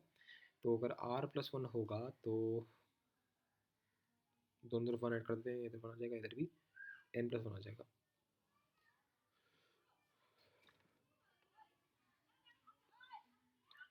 ठीक है, तो सही है। अच्छा एक मिनट, यहाँ पर जो आर है वो तो एन माइनस वन से बड़ा नहीं हो सकता ना, तो इस क्वेश्चन के हिसाब से तो यहाँ पर एक मिनट क्या कर दिया मैंने, हाँ यहाँ पर एन माइनस वन आएगा। ठीक है, क्योंकि आर जो है वो एन नहीं हो सकता, n minus one C n तो अलाउड ही नहीं है ना, तो हमें हमें तो दोनों के सोचना है। तुम कहोगे इधर तो हो सकता है, तो इधर भी नहीं हो सकता, इधर भी तुम सिर्फ और सिर्फ एन माइनस वन ही डाल सकते हो। तुम एन डालोगे तो क्या हो जाएगा, n C n plus one, और इधर क्या हो जाएगा, इधर हो जाएगा n minus one C n. तो आर इक्वल टू एन नहीं होगा, r equal n minus one तक जाएगा, तो अगर दोनों में वन ऐड कर दोगे तो इधर इधर वन आएगा, सॉरी इधर सिंपल से एन आएगा। ठीक है, पर मुझे तो ये भी नहीं चाहिए, मुझे तो r plus one divide by n चाहिए, तो इधर एन से डिवाइड करना पड़ेगा। ठीक है, डिवाइड कर दिया। अब आर प्लस वन अपन एन एक्चुअल में किसके बराबर है? बराबर है के स्क्वायर माइनस थ्री के। तो के स्क्वायर माइनस थ्री है तो हर तरफ थ्री ऐड कर दो, तो इधर तो खत्म हो गया बात, इधर आ जाएगा, फिर से थ्री ऐड कर दिया तुमने। ठीक है, तो एन अपन एन वन हो गया, तो यहाँ आ गया फोर। ठीक है, तो इधर तो बन गया फोर। तो ये कुछ ऐसा आ रहा है, three plus one by n square जो three plus one by n जो है वो तुम्हारा के स्क्वायर को कंटेन कर रहा है, three plus one by n और आपका फोर, उसके बीच में आ रहा है के स्क्वायर, है ना? ओके, ठीक है। अब क्या करें? ठीक है, अब क्या करें? तो तुम्हारा जो के स्क्वायर है अगर वो three plus one by n से बड़ा है तो इसका मतलब ये तो ऑटोमेटिकली हो गया कि तीन से तो बड़ा होगा ही होगा, राइट? तो इसका क्या मतलब हुआ? इसका मतलब ये हुआ कि अगर मैं ग्राफ बनाता हूँ ऐसे वाला, ये रहा, ये हमारा एक्स स्क्वायर का ग्राफ है, तो ये थ्री है मान लेते हैं, ये फोर है, तो तुम्हारा ग्राफ जो है वो ये वाला है काम का, यहाँ से लेकर के यहाँ तक। तो तुम्हारा जो एक्स होगा वो कहाँ से कहाँ तक आएगा? ये क्या है? Root three. ठीक है, ये क्या है तुम्हारा? टू। सिमिलरली ये क्या है? ये तुम्हारा माइनस रूट थ्री, एंड ये क्या है? Minus two. तो बस काम हो गया हमारा, के जो है हमारा वो कहाँ से कहाँ तक के बीच में होगा? माइनस टू से माइनस रूट थ्री। ठीक है यूनियन रूट थ्री से टू। ठीक है, इनफैक्ट क्लोज में आएगा। ठीक है, तो बस हो गया काम हमारा। इसमें हमारा इंटरवल कौन सा है? हमारा इंटरवल है रूट थ्री कॉमा टू वाला। एक चीज़ शायद मैं यहाँ पे भूल गया, मिस्टेक कर दी मैंने, यहाँ पे ओपन है, तो उसका रीज़न सिंपल सा ये है ना, क्योंकि ये three plus one by n है, तुमने यहाँ पे रिप्लेस किया है, वन बाई एन को हटाया है तुमने, तो यहाँ पे इक्वल टू वाला साइन हट जाएगा बस, जिसकी वजह से रूट थ्री पे वो आएगा हमारा ओपन। ठीक है, और इस पर क्लोज आएगा। एक मिनट, इस पर तो क्लोज आ गया और इस पर ओपन आ गया। सही है, आई होप सो, इसमें कोई डाउट नहीं है। तो क्योंकि ऑप्शन के अंदर सिर्फ ये वाला दे रखा था, तो इसलिए मैंने सिर्फ ये वाला कंसिडर किया है। ठीक है, आई होप सो समझ में आ गया होगा। अगर ऑप्शंस में भी, हाँ एक मिनट, ये तीन से चार के बीच में है तो कोई दिक्कत नहीं, हाँ सही है, सही है, कोई दिक्कत नहीं, सही है।